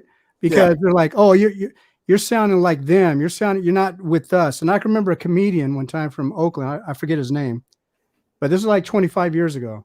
He went back to his old neighborhood just to see how it is, just to say hi to people, right? He had a small film crew. And the people that he ran into, they didn't know him because they weren't there when he was there. And they were like, why are you here with that camera, this and that? So he explained this is where he's from, right? And then basically they didn't care about that. They didn't care that he was some uplifting member of the community that shown that he can get out and do something for his own because he did make it on his own, okay? All they wanted was, well, when are you going to kick down some money to us? It's like I'm not surprised. I mean, I'm not surprised. Here's the thing. It's not different than like sometimes when you visit Africa, you find some of these people who they're just destitute. Like you're like, these guys are not doing anything. They would ask you for money. True. Right? Yep. And you see the same pattern. It seems like they adapt the same thing. As long as you're Black, you come to the neighborhood, they expect that you owe them. Yep. They expect that you owe them. Forgetting they were probably the same people belittling that guy, telling him, man, you're not gonna amount to anything. Telling him you ain't shit. You're not gonna do anything with your life. But just like with Akon, they say, oh yeah, we put Akon on. So you were able to put Akon on, but you can't put yourself on. That's a big disgrace. Yeah, and I remember him kind of responding in the way that, see, this is what happens. You can't please your own people, and they just want to take from you. They don't want to do anything for themselves. Which is really sad. And I remember somebody in here, I can't remember who was on the panel talking about bragging. I mean, they do have a lot of bragging rights when you don't talk about their own history. That's what it was about, the history thing. Well, here's a great example. And it only took like 2 months for 800,000 people to die in Rwanda over 20 years ago. Rwandans in Africa don't brag about the genocide. Rwandans, when they come to America, they don't brag about their genocide. What they'll do is they'll have a conversation with you if you bring it up respectfully, but they're not going to brag. Even people from you're not gonna, as far as my experience knowing, you're not gonna meet Liberians who would brag about the war, or Sierra Leone. I lived there when that happened, when that was going on. I would never brag about that, but I can tell you about some of the things I've seen, But to me, it's just like it's not trauma. It's nothing. It's just an event that happened, at certain time in history there, and it's over with. Time to move on. Right, and the other thing too, it's like growing up here. You've always had that conversation, or they always try to instill it in you without your permission, or just try to cram it down your throat. Well, this is what happened to us. This is what happened to us. Let's not talk about everything, like denoting what happened with the Jews.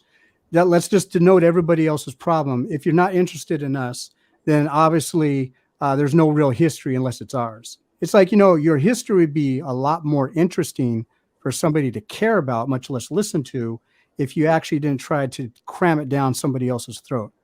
Because when you do that, therefore you're enforcing that you're a little dictator. You want to dictate people's history as well as your own. Because if you look at it, why is history always trying to be changed about their history based off what somebody else feels like?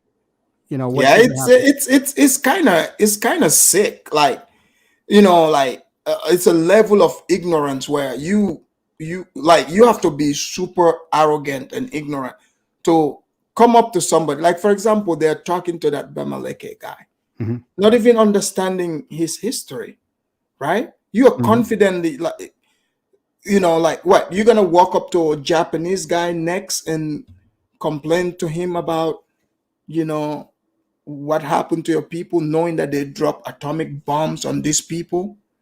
What is that? What you're gonna go complain to them also? You know what I'm saying? Like, we don't want to talk about certain things that happen to certain people. What about the native Indians here?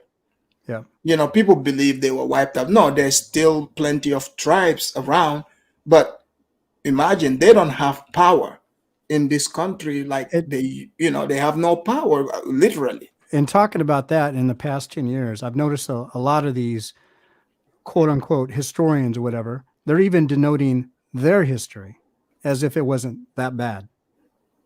Yeah, it's silly. But thank you, KBM. Let me thank Go Black, Plow, Go Black, International Carnival of Uda, 28th through 31st December 2023. Thank you for the super chat. Let me thank you properly here.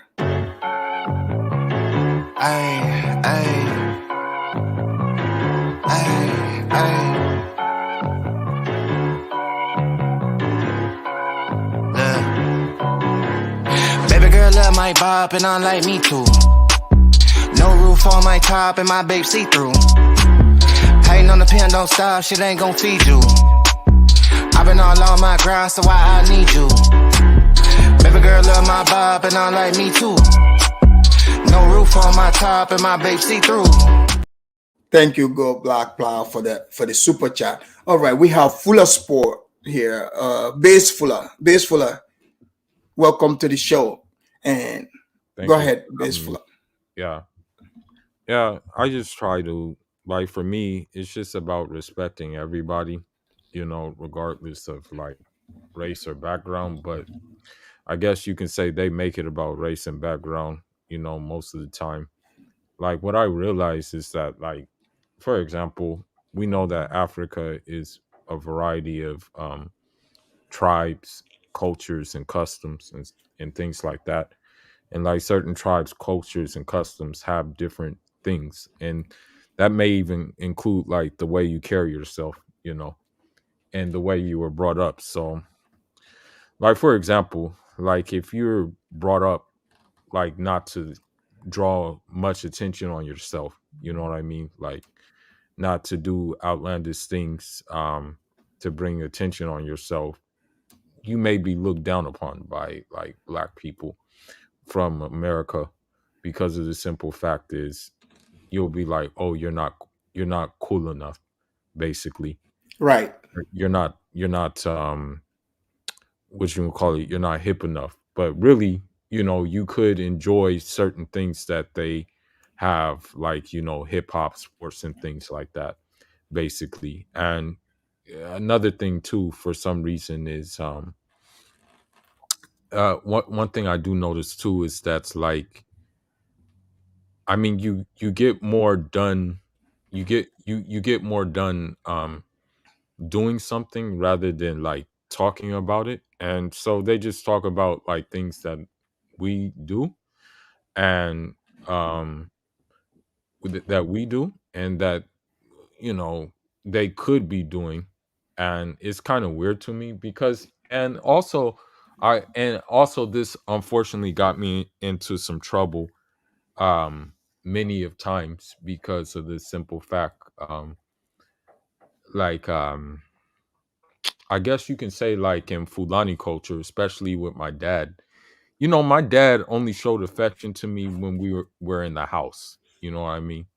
When we were in the house, like he would show affection to me, but just in a little way though. Like he wouldn't do it like too much. It was never too much of something. And like if I had like a problem or something like that, he was a little bit harsh. He would be like, "Hey, what's your problem? Take it to the prayer rug." He wasn't with complaining. You know what I Right. mean? Like he wasn't with complaining. He wasn't with me whining. He wasn't even with me like showing too much Yeah, affection. like like Yeah, you yeah, have to, like yeah, showing it's too not much. like you're being Yeah, pampered, yeah, yeah, making yeah, you soft and stuff. yeah, Hold yeah, on, hold that thought 1 second. Let me thank these guys before the super chat, the chats move along. MS yeah. Delta in the house. MS Delta, welcome to the Afridamus report. And thank you for the super chat. He said, as ADOS FBA, peace to my brother Chaotic Truth. Hashtag ADOS FBA. Thank you, MS Delta. And MS Delta dropped another one. He said, I'm excited about USA using mining business in Congo. Good investment opportunities. ADOS FBA. Get those African resources, your birthright. MS Delta, you are absolutely correct. You have your head in the in the right place. That's what I keep trying to instill in people instead of all this victimhood thing, begging and stuff like that, or trying to diss Africans. So I'm going to thank MS Delta for the super chat here, and let me thank you properly here. And also in this thanking, I'm going to not only thank MS Delta for the super chat, but I'm going to thank Audrey Kemi for the PayPal. Thank you, Audrey, for the PayPal. Thank you so much. Here we go.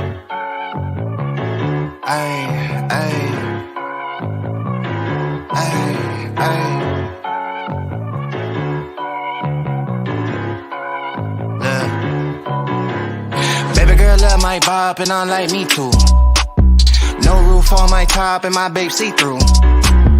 Hating on the pen, don't stop, shit ain't gon' feed you. I've been all on my grind, so why I need you? Baby girl love my bop and I like me too. No roof on my top and my babe see through. Hating on the pen, don't stop, shit ain't gon' feed you. I've been all on my grind, so why I need you?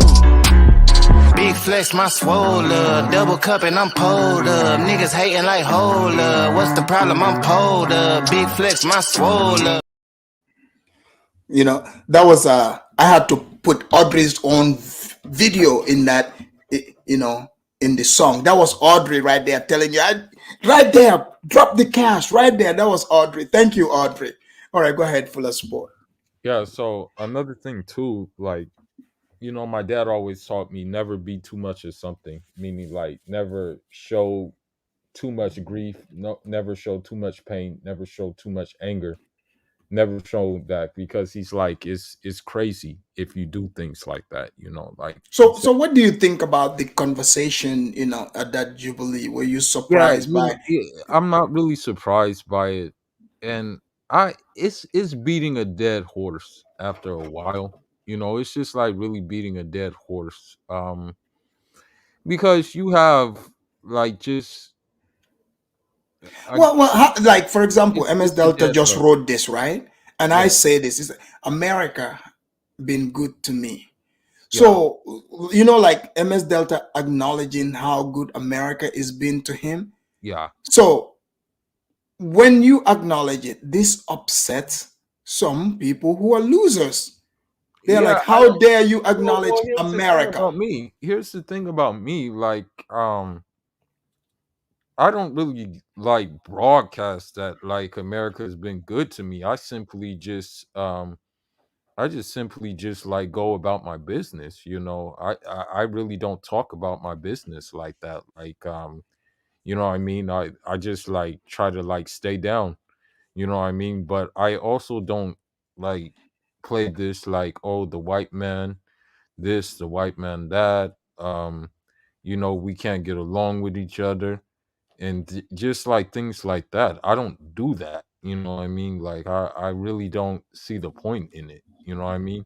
Right. Like I'm gonna be honest with me.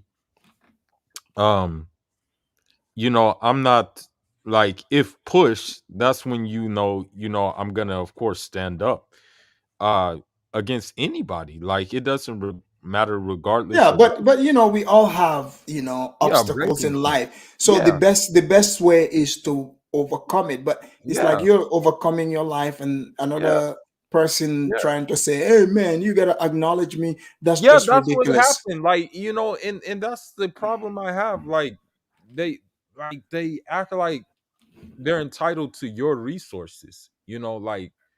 Like they act like that there's someone like entitled, like you're entitled to give something to them, like you're entitled to thank them. And it's like, okay, well, why are we entitled to thank you? And what do we need to thank you for if the legwork was done by us? Like, Yeah, it's definitely crazy.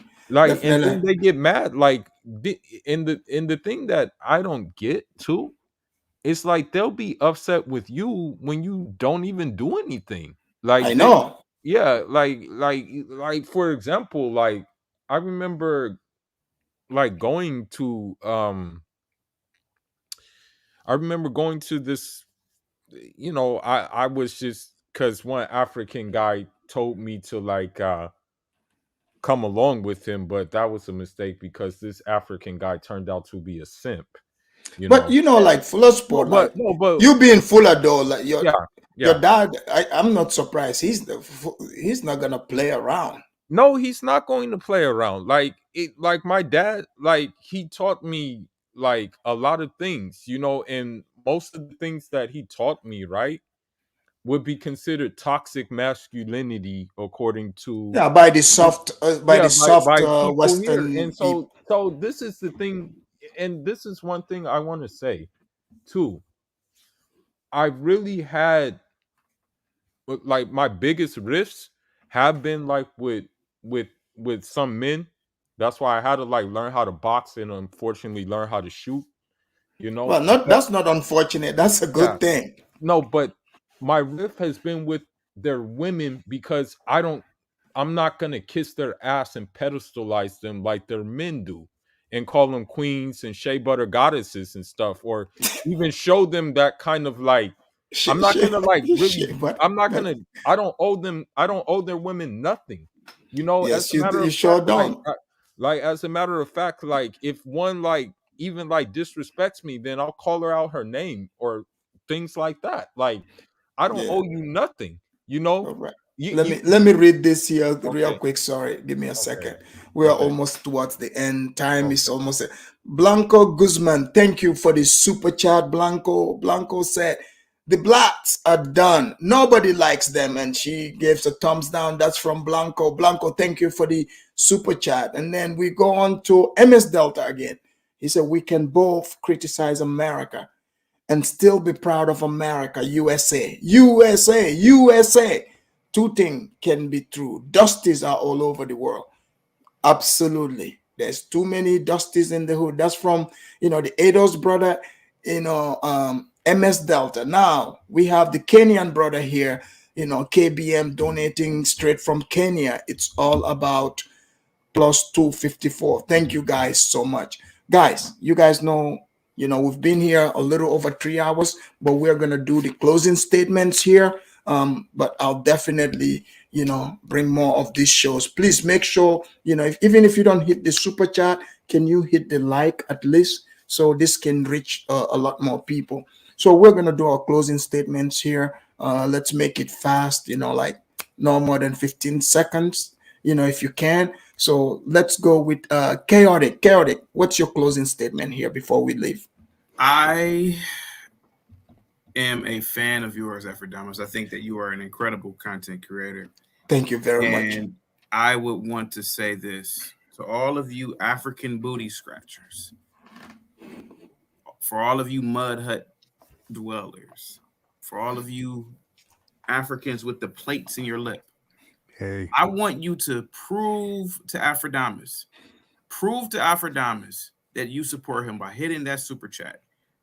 The ADOS are outperforming you. Go to any ADOS panel, they donate. Go to any ADOS panel, they support the host. Now, Afridamus has a lot of African supporters and a lot of you booty scratchers. I don't see a lot of different currencies donating. I only see the dollar sign currency. And these are ADOS people.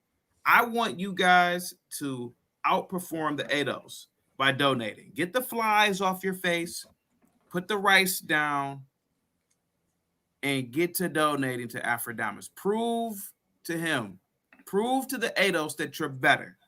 Prove to these supposed thugs and criminals that you're better than them. Because for what I see only ADOS donate.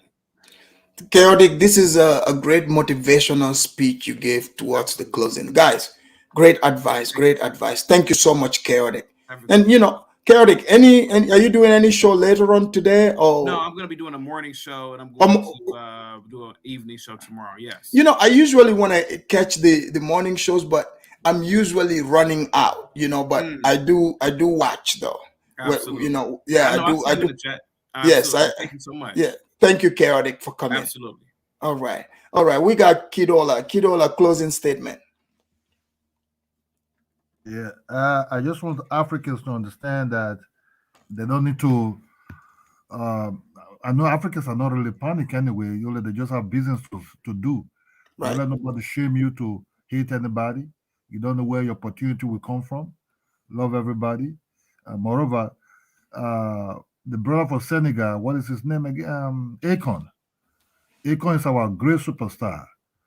Akon is the only guy that fly to Nigeria that brought about 10 Black Americans without a visa, and he passed through. You understand? Akon is the one that put Afrobeat on the map.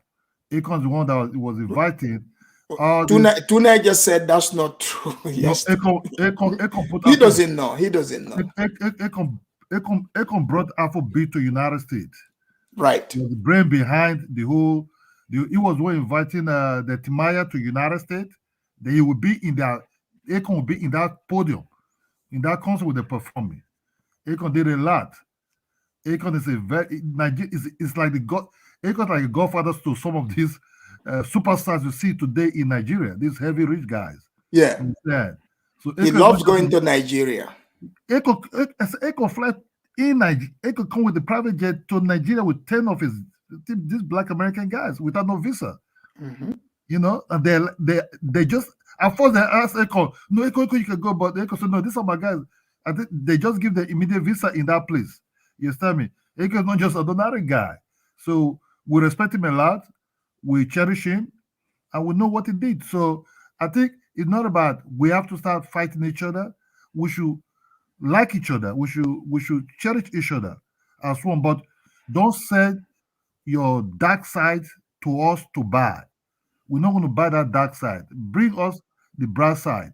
Just the way other people are bringing their bright side to everybody to cherish. That's just all. Thank you, bro. Thank you very much, Kidola. Thank you. All right. We have Base Fuller. Base Fuller, you want to close out your closing statement? Yeah. I just want to say I appreciate you opening up the panel and things like that for these conversations and what have you. That's pretty much all I really have to say about it. And that's pretty much it. I don't really have any other words except for I think Africans, my opinion is that more Africans, we have to utilize the resources available to us by just by different means, even if those means are unpopular, you know what I mean? Even if those means may even come from an unpopular country, you know what I mean? Right. So that's just my suggestion in going to into the new year, because at the end of the day, the West is cool for, resources and things like that, but it would be nice to be able to have infrastructure and things like that back home that can, make it, and, it truly be home and be comfortable for us. Absolutely, you're correct. Well, thank you very much, Bass Filler. Thank you. All right, we have Jude Empire. Go ahead, Jude. Oh yes, my man. Closing statement. Go ahead, Jude. Afridamus. I'm not gonna talk much, man, but look, it's high time, and due respect be given to our brothers. I would say African American, they should also learn to respect other people's culture. You know, people might take it different, but we look the same if we stand out. But unless we speak, and then you can tell we Africans. But that's the thing. But I'm not gonna come out here and say, oh, we shouldn't do this, we shouldn't do that. There are things that we have to work on. You know, what Akon said was what people have to take it and work on. You know, he said something that people are getting mad, but he was right. So people have to work on that. And I'm gonna say, come to Africa and respect Africans and respect their cultures, you know. And if you want to stay, go ahead and stay. Do not take things and come back and run back to United States just to have it. Stay with the people, and that's just all what I have to say. But thank you, Afridamus. Hey, thank you, Judah. Thank you for inviting me to your show. Thank you so much. All right. Hey, bye. No problem. All right, now we have the Kenyan brother, KBM. KBM, go ahead. Closing statement. Yeah, everybody, you know, if you got anything out of this, especially Africans on the continent who are not over here in the diaspora, just basically analyze this video or just watch the video on its own, analyze it, and basically come up with some ideas on how you can not get yourself in these conversations when people from here go over there. Because the reason why I say that is because, you know, a lot of times the conversation is going to be one-sided. And a lot of times when these people come over to your countries, they don't even want to hear you talk in your own country. Not everybody is like that. You'll have some decent people to talk about these conversations. But then again, you also have to ask yourself, if they come to your country and this is the type of conversation they want to talk about, are these really the type of people do you want to hang out with? And same thing, if you come to America or the UK or whatever, it's really an American thing, I would say. Why have that type of conversation if that's not the reason why you're over here? You know, that's absolutely true. And you know, KBM, be ready, because the next conversations might be hitting your area, the east side, you know, Kenya, Nairobi. We are coming. The conversation is coming that way.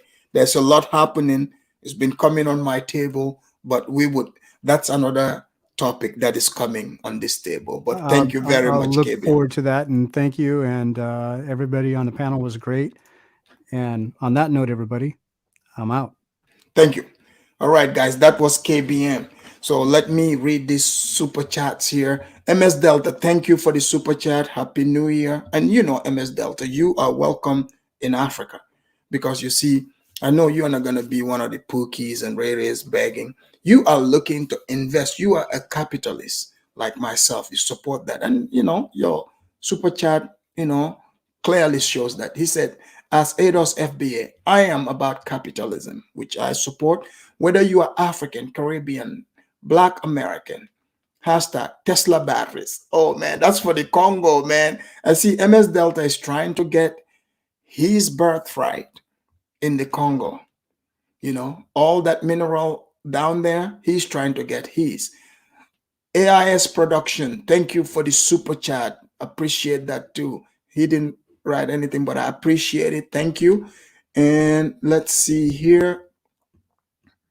And another super chat from MS Delta. He said, Congo is about to build Wakanda USA colony in Africa. I want my condo there. Oh, man, MS Delta. Good luck with that, you know. Good luck with that, but there's going to be a lot of money there. And he gave another super chat. He said, KBM, be quiet, colonizer. Oh, man, he's trying to revoke KBM's Kenyan, you know, papers. And then we have IAS production. He said, Africans take no disrespect from anyone. Thank you, guys. Thank you for the super chat. Let me thank all these people, you know, properly. But yeah, KBM, MS Delta, wants to take your Kenyan papers. He wants them. So let's go.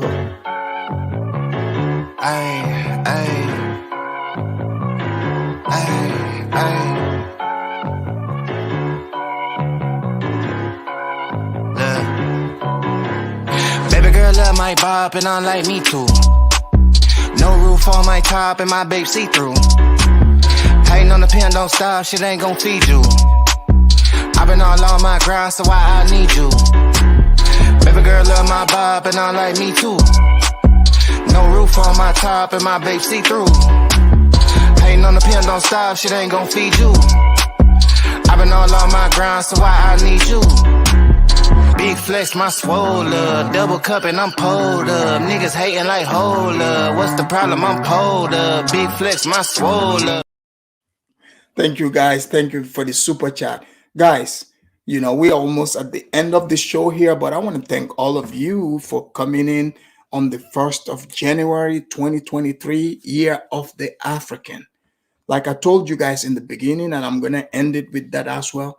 The African, we are no longer looking to be in the number 2, number 3, number 4, you know, the position that they've been giving us. We are in the number 1 spot. We want to maintain the number 1 spot. And I'm not talking about the off-brand blacks. I'm talking about black, real black. You want to come and be part of the Africa New Year, the Year of the African, the gate, the door is open. And, you know, I know haters are going to come, you know, haters are going to come, but the haters are the ones who cannot invest.